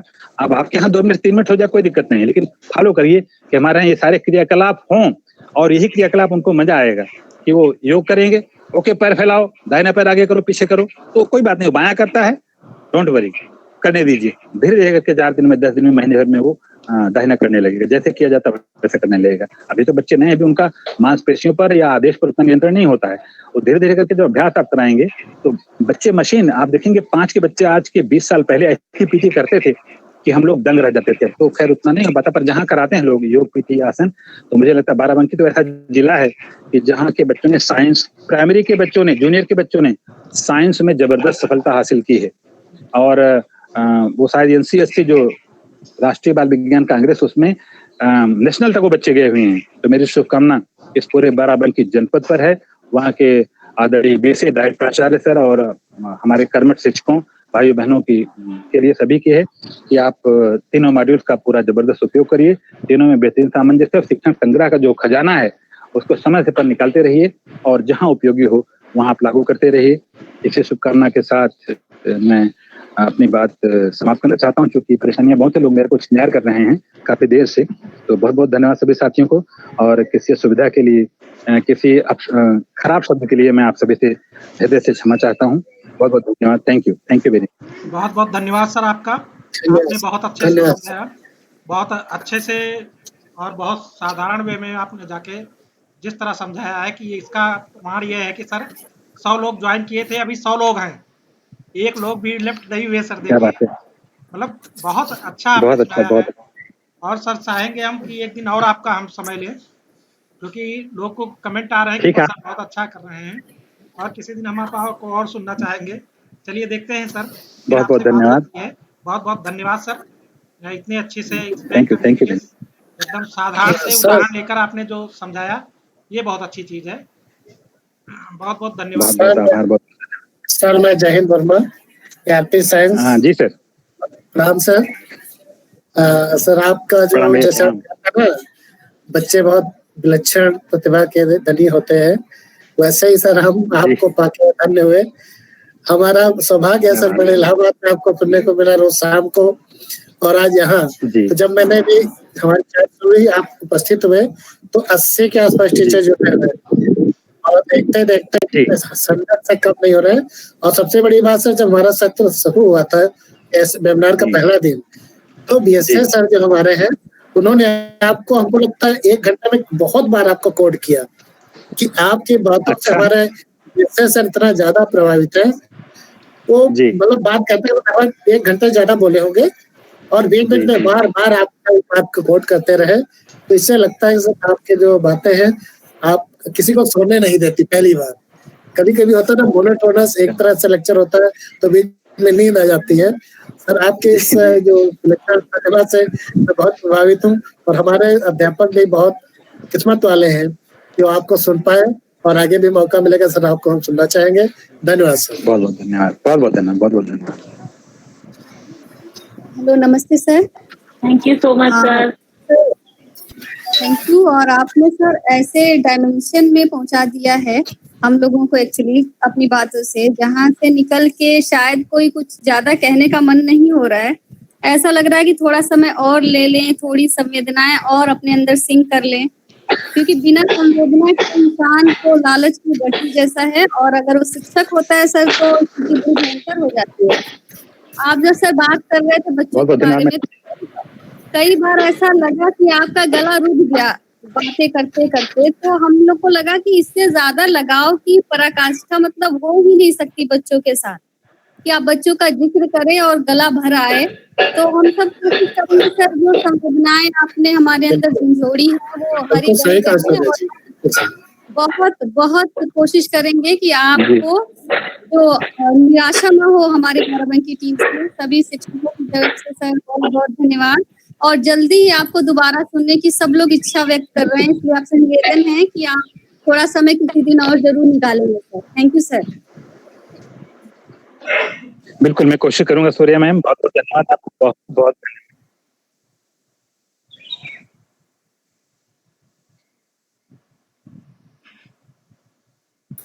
हाँ सूर्या मैम बोलिए। हाँ सर, देखिए आगे मुझे लगता है अपना कार्यक्रम आखिरी चरण में पहुंच गया है। कमलेश भैया अगर कुछ कहना चाहें तो। जी ठीक है, बहुत बहुत धन्यवाद सभी का, सभी शिक्षकों का बहुत बहुत धन्यवाद कि इतना समय दिया और आप लोगों ने सुना सर को बहुत अच्छे से। और अगर हम जितना सर ने बताया उसका 10-20% भी अनुपालन में ला सकें तो शायद ज़्यादा फायदा हो। 100% तो नहीं, लेकिन अगर 10-20% भी हम लोग अनुपालन में ला सकते हैं तो हमारे बच्चों को बहुत लाभ होगा। इन्हीं बातों के साथ मैं अपनी बात को विराम कर देता हूं कि सर की बताई हुई बातों का हम लोग कुछ ना कुछ पालन करने की कोशिश करेंगे। सब लोग ये जो है अपने मन में सोच लें। और बहुत बहुत धन्यवाद सभी का। कल फिर हम लोग 4 बजे वेबिनार में मिलेंगे। कुछ और किसी को कुछ कहना हो तो, कोई क्वेश्चन हो सर से तो, या किसी को कोई क्वेश्चन है? क्वेश्चन कोई है किसी का? नहीं सर, क्वेश्चन तो नहीं है। सब लोग बहुत भाव भिगो रहे हैं और सब थैंक यू कह रहे हैं सर को। सबकी तरफ से बहुत धन्यवाद। जी सर। क्वेश्चन ना सही, पर हमारे जो दूसरे साथी बैठे होते हैं उनको भी बीच में 2-4 लोग का तो बोल अपने जो व्यक्ति दे दिया करे, लगे कि लाइव चैट है ना, कम से कम उनकी भी उपस्थिति दर्ज हो जाए। तो हमारे जो साथी हैं उनमें से जो अपनी बात कुछ कहना चाहे अपना माइक ऑन करके बोल सकते हैं। जी सर, बिल्कुल सर। वेबिनार के लिए बहुत बहुत धन्यवाद। बहुत ही अच्छा सेशन रहा।